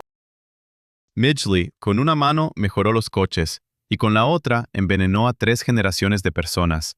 Pero a Thomas no le bastó. Los refrigeradores de la época eran peligrosos. Usaban gases tóxicos. Si una tubería tenía fugas, la familia podía morir mientras dormía. Se necesitaba algo seguro, no inflamable, no tóxico. Midgley vuelve a las probetas y crea el freón, cloruro de carbono, un gas perfecto, seguro para los humanos. Los refrigeradores, aires acondicionados, laca para el cabello, desodorantes, todo ahora funciona con freón. Midgley vuelve a ser un héroe. Nos dio cerveza fría y frescura en el calor. Solo después de 40 años, los científicos comprendieron lo que había ocurrido. El freón se elevaba hacia las capas superiores de la atmósfera y destruía la capa de ozono, ese mismo escudo que protege toda forma de vida de la mortal radiación ultravioleta del Sol. Si hubiéramos continuado usando freón, para el año 2050 la capa de ozono habría desaparecido. Las personas quedarían ciegas por cataratas al salir a la calle.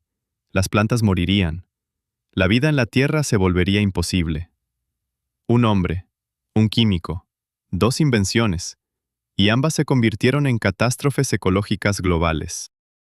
Los historiadores llaman a Midgley el organismo vivo que tuvo el mayor impacto negativo en la atmósfera de la Tierra a lo largo de toda su historia. La ironía más triste es su muerte. A los 51 años, Midgley contrajo poliomielitis y se convirtió en un inválido. No podía levantarse de la cama, pero su ingenio no se apagó.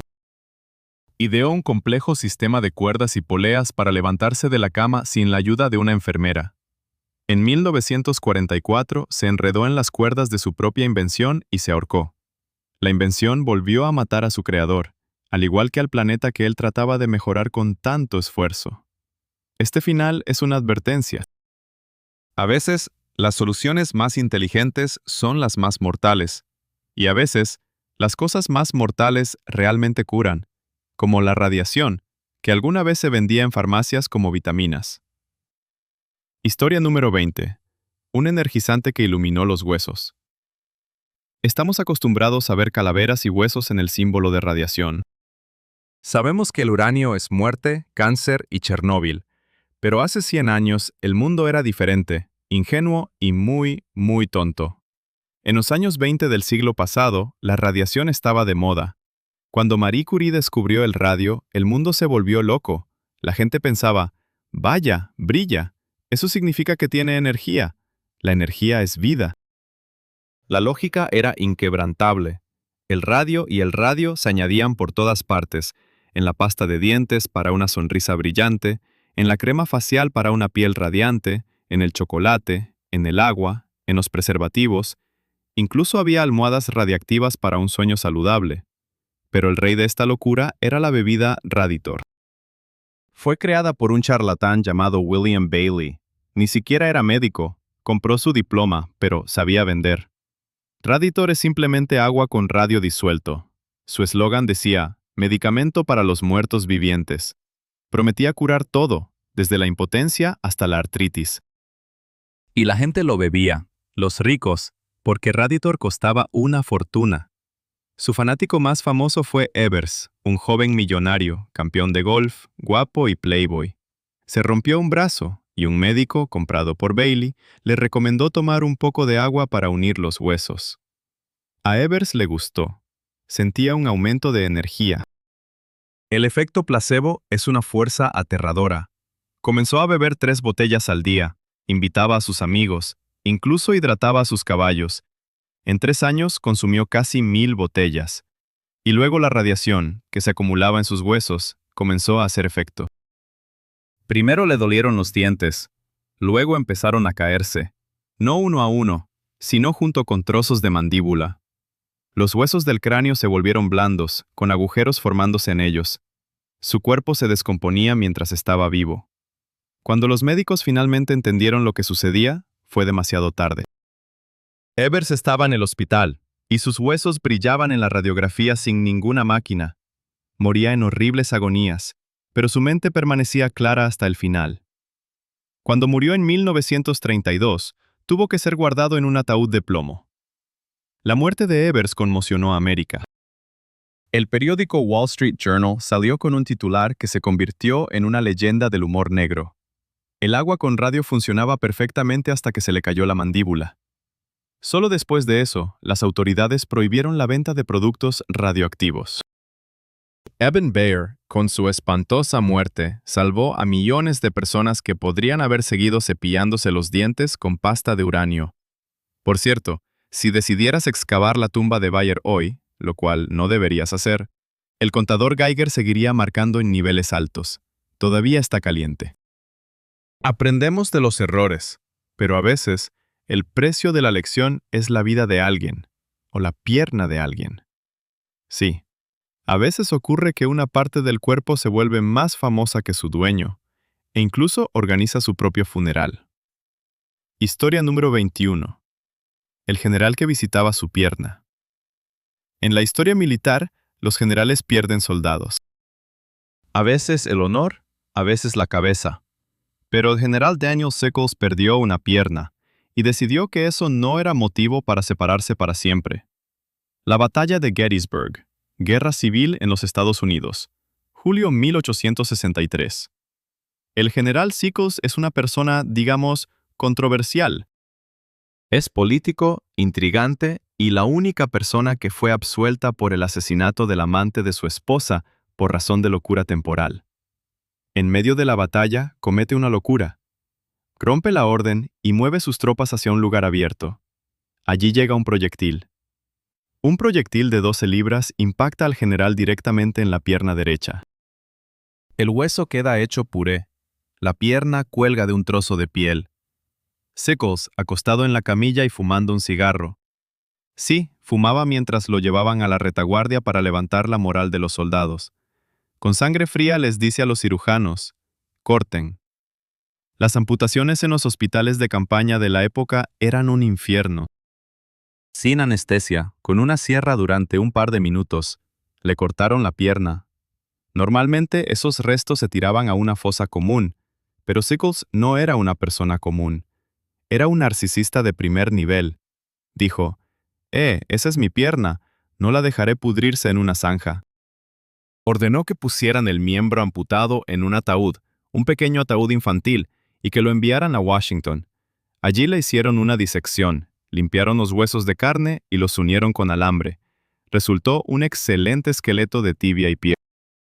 Sickles lo donó al Museo de Medicina del Ejército en una caja de regalo con una tarjeta que decía, de parte del mayor general D. Sickles. Y aquí es donde comienza lo más extraño. El general sobrevivió. Vivió otros 50 años, y cada año, en el aniversario de la batalla, iba al museo para visitar su pierna. Imagina la escena. Un anciano calvo y cojo con muletas de pie frente a la vitrina. Allí, tras el cristal, están sus propios huesos. Y él habla con ellos. Tal vez se queja de dolores fantasma. Tal vez los elogia por lo bien que se han conservado. Llevaba amigos allí. Miren, decía, aquí está, belleza. Y aquí está el proyectil que nos separó. El proyectil también fue exhibido al lado. Sickles sobrevivió a todos sus enemigos, a todos sus amigos, e incluso a algunas de sus esposas, pero su relación con la pierna seguía siendo la más estable de su vida. Hoy esos huesos aún yacen en el Museo Nacional de Salud y Medicina en Seas. Puedes venir y verlos. Es el único caso en la historia donde una persona salía regularmente en citas con una parte de su propio cuerpo que ya había muerto. Es un amor hacia uno mismo llevado al absurdo. Pero a veces, el amor por los demás puede llevar a una persona a hacer algo aún más loco. Por ejemplo, construir una casa para un enemigo o salvar todo un ejército simplemente tocando una melodía. Historia número 22. El gato que declaró la guerra a Australia. Conocemos a los grandes conquistadores, Alejandro Magno, Gengis Khan, Napoleón. Pero en el siglo XIX, en el continente Australia, llegó un invasor que era más temido que todos ellos juntos. Era pequeño, peludo y ronroneaba. Se llamaba Tibbles y era el gato del farero. 1894. Isla Stevens. Un diminuto trozo de tierra entre las islas norte y sur de Nueva Zelanda. Un lugar salvaje e inexplorado. Aquí nunca había pisado un depredador. Aquí llega el nuevo farero, David Lyle. Trae consigo a su gato Tibbles. Tibbles es un buen gato, ama a su dueño, y como cualquier gato, le gusta traer regalos. Una mañana, David encuentra en el porche un pajarito muerto. Es extraño, pequeño, amarillo y verde, parecido a un carricero. Pero tiene una característica especial. No vuela. Tiene alas cortas y corre por el suelo como un ratón. David, siendo un amante de la naturaleza, envía el cuerpo a un científico en Londres. Los científicos están emocionados. ¡Es una nueva especie!, grita uno de ellos. Lo llamaremos el carricero de Stevens. Es el único pájaro cantor no volador en el mundo. La comunidad científica celebra el descubrimiento del siglo, mientras Tibbles sigue trabajando. Trae otro pajarito, y otro, y otro. Para él, son solo lentos y tontos ratones con plumas que ni siquiera pueden volar. Es un buffet libre. Mientras los científicos en Londres describían la nueva especie, Tibbles la estaba exterminando sistemáticamente. Cazaba de día y de noche. Eliminó generaciones enteras de carriceros. Era una máquina de muerte. Un año después, cuando los ornitólogos finalmente organizaron una expedición a la isla para estudiar a los pájaros vivos, no encontraron ninguno. Tibbles se los había comido todos. Este es un caso único en la historia de la biología. Un solo gato. Bueno, quizás al final del año tuvo un par de gatitos ayudantes, pero empezó solo. Eliminó completamente una especie biológica. El carricero de Stevens pasó a la historia como una especie que fue descubierta y destruida prácticamente al mismo tiempo. Y todo por culpa de un pequeño y peludo bulto con instinto asesino. Esta historia es una lección cruel. Llevamos a nuestras mascotas a nuevos lugares, sin pensar en las consecuencias.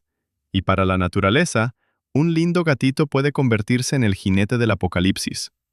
Por cierto, un taxidermista de uno de esos carriceros atrapados por Tibbles se vendió recientemente en una subasta por una suma exorbitante. Es la comida para gatos más cara en la historia. Pero si un gato puede eliminar una especie, ¿puede un pájaro salvar una ciudad o, digamos, empezar una guerra? Historia número 23. El ganso que se convirtió en millonario. Por lo general, los animales en la historia son víctimas, héroes o alimentos.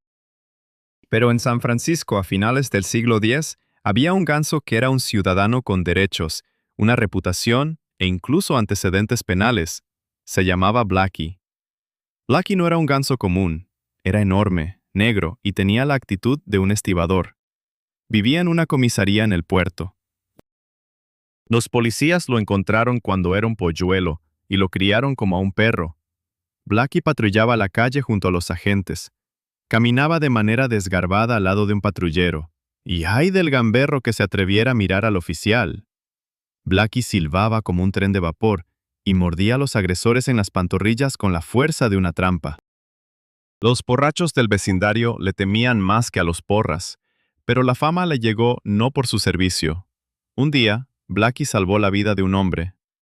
Un niño estaba ahogándose, y Gussie dio tal grito que la policía llegó corriendo. Los periódicos escribieron sobre esto. Blackie se convirtió en una estrella, y eso le subió a la cabeza. Comenzó a pasear por la ciudad.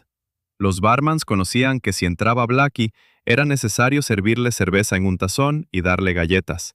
Gussie bebía cerveza, picoteaba y seguía su camino. Pero un día ocurrió una desgracia. Blackie cruzó la calle en un lugar indebido y fue atropellado por un tranvía. No murió, pero le aplastaron una pata. La ciudad se paralizó. Los periódicos salían con titulares: Héroe al borde de la muerte. Los mejores cirujanos de San Francisco operaron al ganso. Le amputaron la pata. ¿Y qué hicieron los habitantes? Se juntaron. Reunieron dinero y encargaron a Blackie una prótesis, una pata de madera. Y no era solo un trozo de madera, sino una pata elaboradamente tallada con correas de cuero. Blackie aprendió a caminar con ella. El sonido de su pata de madera sobre el pavimento se convirtió en un ruido que reconocía cada habitante del barrio. Pero eso no es todo. Blackie se convirtió en un adinerado. Tras la muerte de uno de los policías que lo cuidaban, se descubrió que había dejado una herencia para el ganso, dinero para comida y mantenimiento. Blackie vivió una larga vida. Era un ganso millonario, cojo, bebiendo cerveza, que mantenía a los gamberros aterrorizados. Cuando murió a casi 30 años, lo enterraron con honores. Su taxidermia todavía está en uno de los museos de California. Esta es la historia de que la carisma funciona, incluso si eres un pájaro. Lo importante es saber presentarte, realizar un acto heroico a tiempo y no tener miedo de beber cerveza con la gente común. Pero a veces la carisma nos salva. A veces puedes ser la más inteligente, la más talentosa, pero aún así te olvidarán, solo porque eres mujer, y tus descubrimientos serán atribuidos a un hombre con bigote. Historia número 24. La mujer que vio la estructura de la vida. Todos conocemos los nombres de Watson y Crick, premios Nobel que descubrieron la doble hélice del ADN. El secreto de la vida, decían ellos. Sus retratos cuelgan en cada libro de biología, pero en esos retratos falta un rostro, el rostro de una mujer, sin la cual esos dos seguirían adivinando en los pozos de café. Rosalind Franklin, años 50, Londres. Rosalind era una brillante radiógrafa. Sabía hacer lo que nadie más podía. Fotografiaba moléculas. No era un selfie en el teléfono, era un trabajo infernal. Necesitaba ajustar el rayo X, dirigirlo a un cristal de ADN, exponer la película durante días, cientos de horas, controlar la humedad y la temperatura. El más mínimo error y la imagen se arruinaba. Rosalind era perfeccionista. Trabajaba sola en un sótano, entre radiaciones peligrosas. Sus colegas hombres no la querían mucho. Demasiado seria. Nunca sonríe. Una mujer acartonada. Morris Wilkins, que trabajaba en el mismo laboratorio, la consideraba su asistente, aunque ella era una científica igual.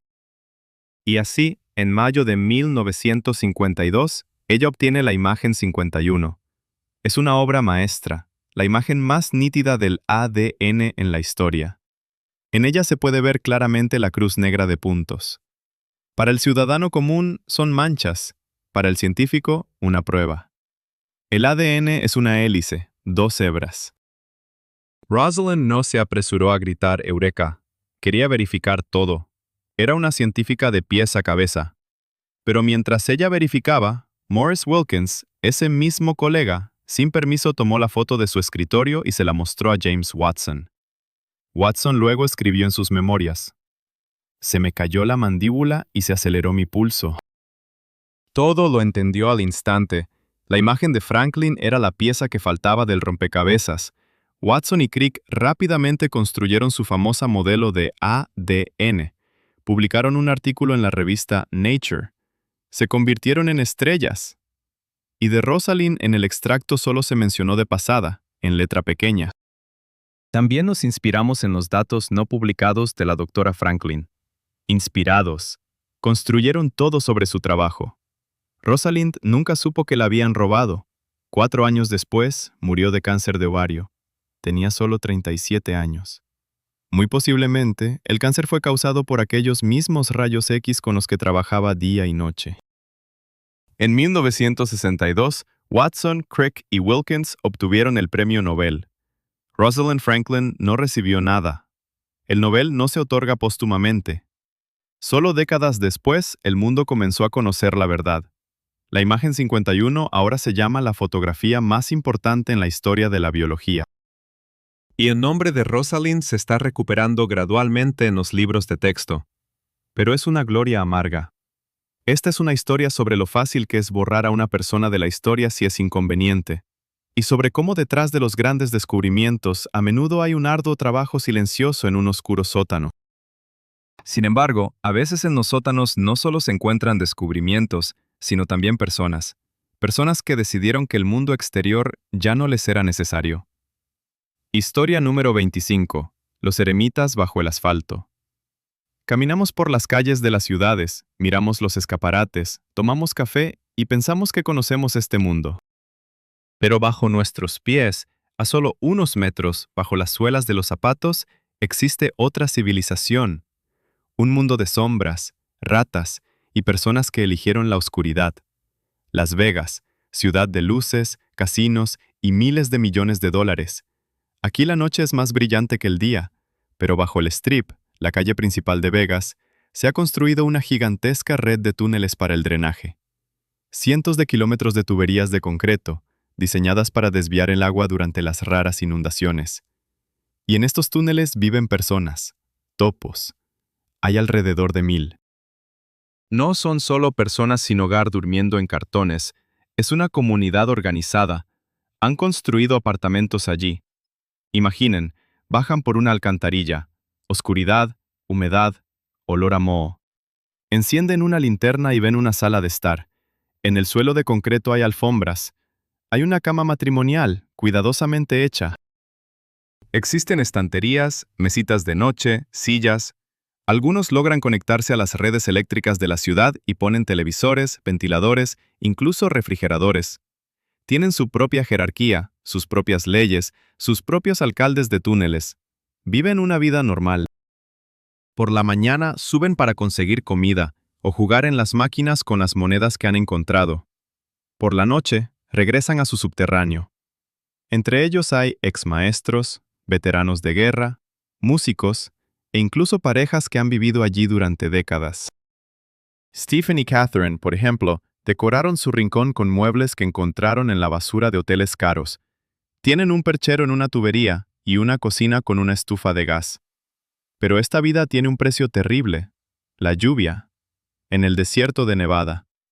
Las lluvias son raras, pero mortales. Cuando comienza una tormenta, el agua en los túneles sube en pocos minutos.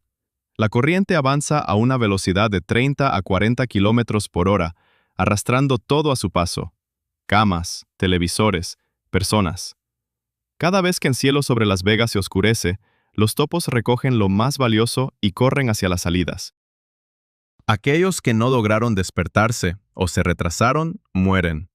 Sus cuerpos son encontrados más tarde en los canales lejos de la ciudad. Pero tan pronto como el agua baja, ellos regresan. Arrastran nuevos colchones, secan las alfombras y empiezan de nuevo. ¿Por qué? Porque allá abajo nadie les molesta. No hay policía, no hay cuentas de alquiler, no hay miradas de desaprobación.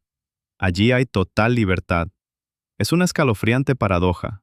La gente vive bajo el cimiento de los casinos, donde en una noche se pierden millones y se alegran por encontrar una hamburguesa medio comida. Dos mundos separados por una capa de concreto de 30 centímetros.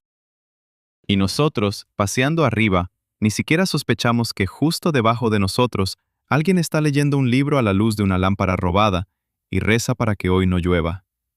A veces, para encontrar lo extraño, es necesario bajar, y a veces simplemente mirar el mapa y ver la frontera, que parece obra de un geómetro borracho. Historia número 26. Un pueblo donde el desayuno está en un país y el baño en otro. Las fronteras de los estados son algo serio. Alambre de espino, guardias fronterizos con perros, pasaportes, visas. Si infringes la ley, a la cárcel. Pero hay un lugar en Europa donde la frontera es simplemente una línea de pintura blanca en la acera o en el suelo de un bar, o incluso atravesando una cama. Bienvenido a Barle, el lugar geográfico más loco de la Tierra. No es una ciudad, son dos ciudades entrelazadas como piezas de un rompecabezas que alguien esparció y no logró armar. Está Barle-Nassau, en los Países Bajos, y Barle-Hertog, en Bélgica. Pero aquí la frontera no divide la ciudad a la mitad, no. Bélgica está representada por 22 pedazos separados de tierra, enclaves, rodeados por territorio holandés. Y dentro de algunos de los pedazos belgas hay también piezas holandesas. Es como un queso con agujeros.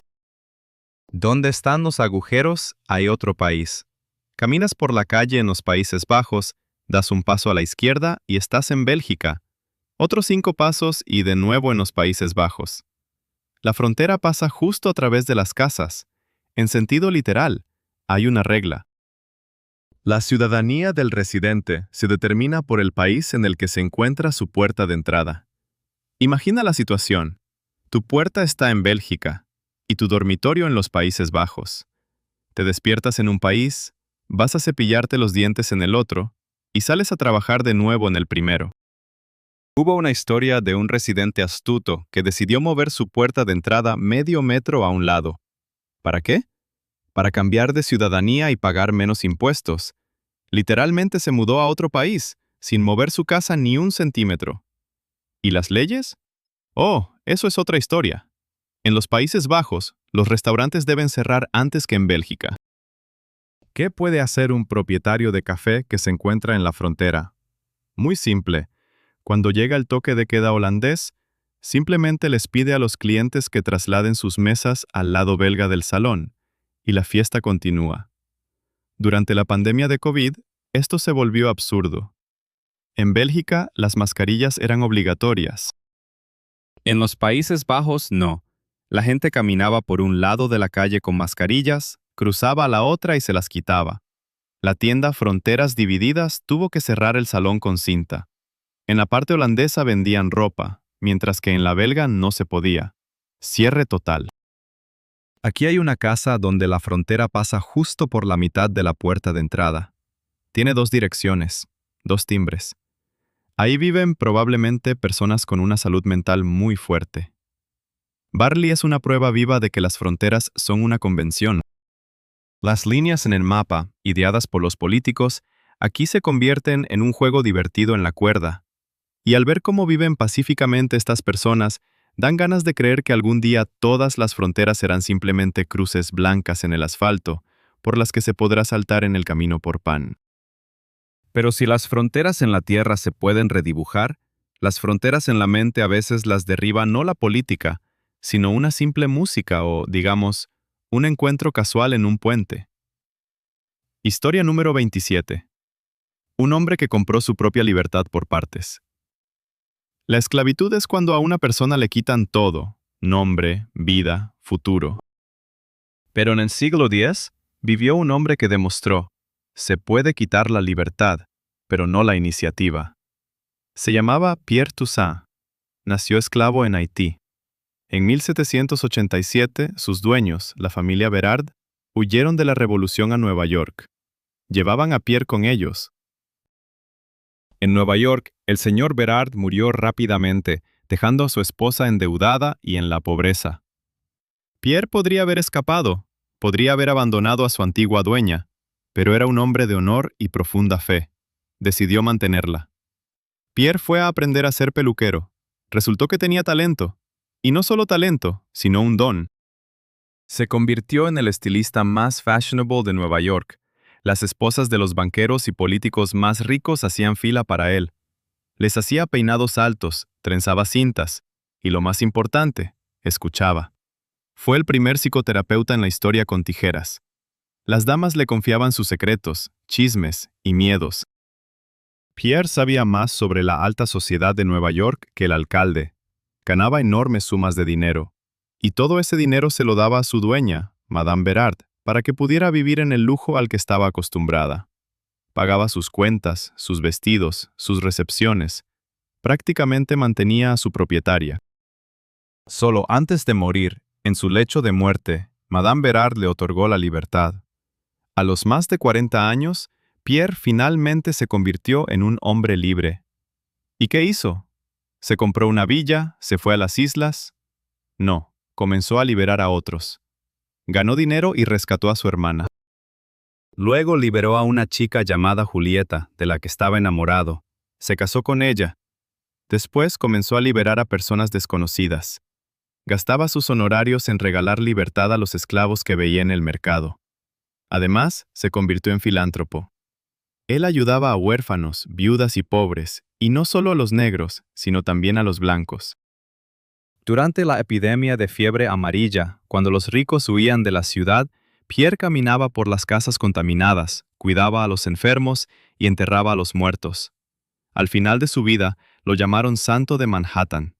Cuando murió a la edad de 87 años, todo Nueva York asistió a su funeral. Blancos y negros, ricos y pobres, estaban hombro con hombro. Pierre Toussaint, el único peluquero en la historia al que el Vaticano declaró digno de veneración. El primer paso hacia la santidad. Un ex-esclavo que compró la libertad para sí mismo, su esposa y cientos de otras personas, simplemente haciendo hermosos peinados. Esta es una historia sobre cómo, incluso en cadenas, se puede seguir siendo un rey, y que la verdadera aristocracia no es un título, sino un estado del alma. Sin embargo, a veces los títulos y honores pueden jugar una mala pasada, especialmente si eres un perro al que le han confiado guardar un secreto militar. Historia número 28. El perro que podía oír las bombas. Durante la Segunda Guerra Mundial, Londres fue bombardeada cada noche. Los V-1 y V-2 alemanes caían del cielo como un rayo de muerte y destrucción. La gente vivía con miedo. Había sirenas, pero a menudo sonaban demasiado tarde. Y entonces apareció Rip. Rip era un perro mestizo, sucio y peludo, de raza indefinida, que fue encontrado en la calle tras un nuevo ataque. Fue recogido por los soldados de defensa aérea. Notaron algo extraño. Unos minutos antes de que la sirena de alarma comenzara a sonar, Rip se ponía inquieto. Ladraba. El pelo de su espalda se erguía. Al principio, los soldados pensaron que el perro simplemente tenía un tic nervioso, pero luego se dieron cuenta de que Rip podía oír aviones alemanes y cohetes mucho antes de que los detectaran los radares o el oído humano. Rip se convirtió en un radar viviente. Tan pronto como el perro comenzaba a gruñir, los soldados lanzaban la alarma, incluso si el cielo estaba despejado, y nunca se equivocaron. Rip le daba a la gente preciosos minutos para bajar al refugio antiaéreo. Pero su mayor hazaña fue otra. Rip se convirtió en un buscador. Después de los bombardeos, las casas se transformaban en montones de ladrillos y concreto. Bajo los escombros había personas, vivas, pero enterradas vivas. Los rescatistas no sabían dónde cavar. Rip lo sabía. Corría por las ruinas humeantes, olfateaba el polvo y el humo, y comenzaba a ladrar y a cavar con las patas en un lugar específico. Los rescatistas se lanzaban allí. Durante la guerra, Rip encontró y salvó a más de 100 personas. 100 vidas, niños, ancianos, mujeres, sepultados bajo los escombros de sus propios hogares. Trabajó sin descanso, con las patas quemadas por el humo, ahogándose en el polvo. No era un perro de servicio entrenado.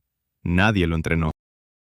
Simplemente comprendía que allí abajo había peligro y que había que ayudar. En 1945, a Rip le otorgaron la Medalla Dickin, la más alta condecoración militar para animales, un equivalente a la Cruz de Victoria. En la ceremonia de premiación, se comportó con modestia, movía la cola y trataba de lamer la nariz del general. Cuando Rip murió, lo enterraron con honores militares. En su tumba dice: "Nosotros recordamos. Es un recordatorio para nosotros, los humanos. Hemos inventado radares, satélites y bombas inteligentes, pero a veces, para sobrevivir, solo necesitamos un amigo peludo con un olfato agudo y un gran corazón que oiga el peligro antes que nosotros". La guerra genera héroes, pero a veces también crea alianzas muy extrañas, como el caso de cuando los cowboys estadounidenses se unieron con los indígenas para salvar hipopótamos. Sí, hipopótamos en América. Historia número 29. El bistec de hipopótamo americano. Comemos carne de res, cerdo y pollo. Esto es normal, pero a principios del siglo XX, en los Estados Unidos se discutía seriamente la posibilidad de añadir carne de hipopótamo a este menú. 1910. América enfrentó una crisis. No había suficiente carne. Los precios de la carne de res se dispararon. La población crece, las ciudades se expanden y las vacas no son suficientes para todos. La gente pasa hambre. Y entonces, dos enemigos acérrimos se unen por una idea descabellada.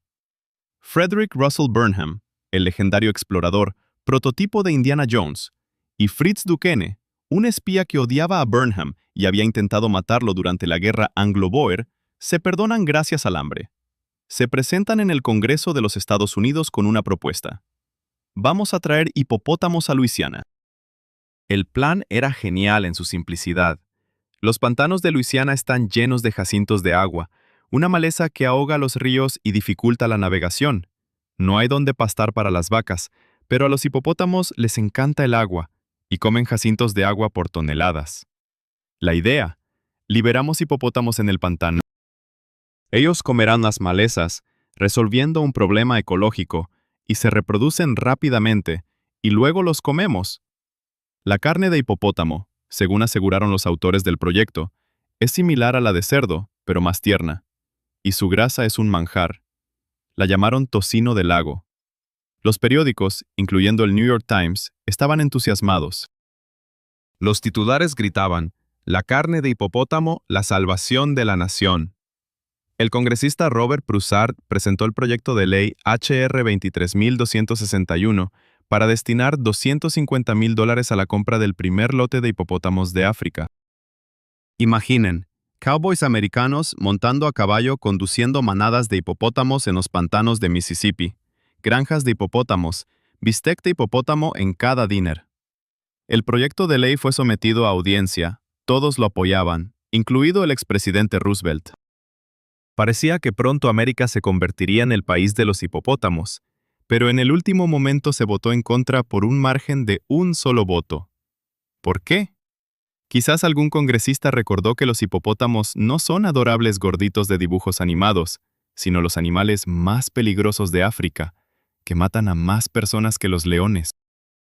Imaginen una manada de monstruos de 3 toneladas enfurecidos arrasando Nueva Orleans, o simplemente el lobby de los ganaderos temió la competencia. Así que América evitó convertirse en un reino de hipopótamos, y nosotros perdimos la oportunidad de probar el tocino del lago.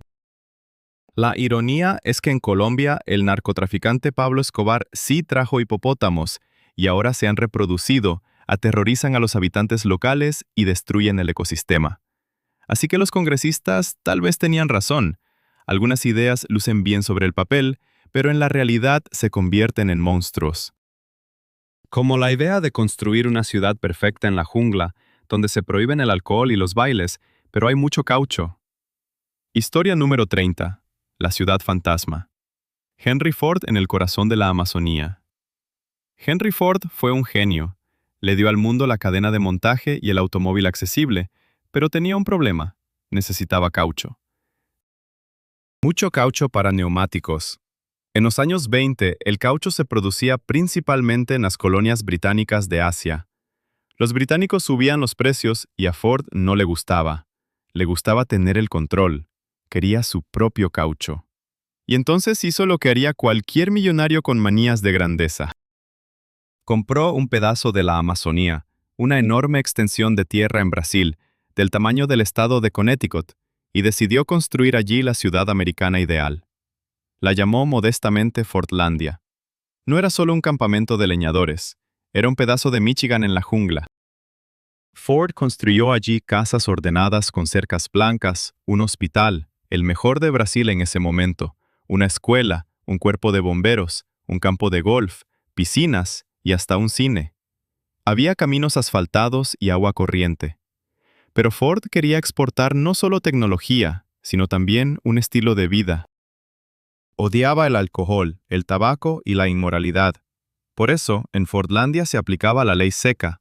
El alcohol estaba prohibido. Las mujeres, excepto las esposas, estaban prohibidas.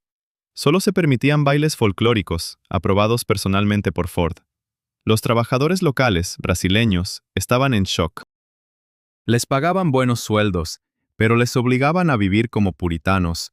Les alimentaban en el comedor con hamburguesas y avena, que ellos odiaban, y les hacían llevar insignias y trabajar al llamado en el calor más intenso. Y la jungla se reía de Ford. Sus gerentes no sabían nada de botánica. Plantaron los árboles de caucho demasiado cerca unos de otros. En la naturaleza, los árboles crecen de forma dispersa para que los parásitos no puedan saltar de uno a otro, pero en Fordlandia estaban en filas ordenadas, y llegaron las orugas y el hongo. Las plantaciones se murieron en pocos meses, y en la ciudad comenzaron los disturbios. Los trabajadores destrozaron los comedores, rompieron relojes y expulsaron a los gerentes a la jungla. Ford tuvo que pedir al ejército brasileño que restableciera el orden. Fordlandia se convirtió en un infierno. El sueño de la utopía se estrelló contra la biología y la naturaleza humana. Ford gastó en este proyecto $20 millones. En esos tiempos, una suma astronómica, y no obtuvo ni un solo neumático. En 1945, su nieto Henry Ford II vendió la tierra al gobierno de Brasil por unas migajas. Hoy en día, Fordlandia es una ciudad fantasma. Talleres vacíos, torres de agua oxidadas y cabañas cubiertas de enredaderas. Las vacas pastan en el campo de golf. Es un monumento a la arrogancia del ser humano, que pensó que podía dictar sus reglas a la naturaleza. Con esto concluimos nuestra antología de conmociones, 30 historias sobre lo extraño, cruel y hermoso que es nuestro mundo. Hemos visto casas voladoras, muertos bailando, gansos borrachos y ciudades que no existen. La realidad no necesita invención, solo necesita que, de vez en cuando, nos detengamos y escuchemos su susurro, o, en este caso, su risa. Gracias por acompañarnos en este viaje a través de archivos olvidados. Hasta la próxima.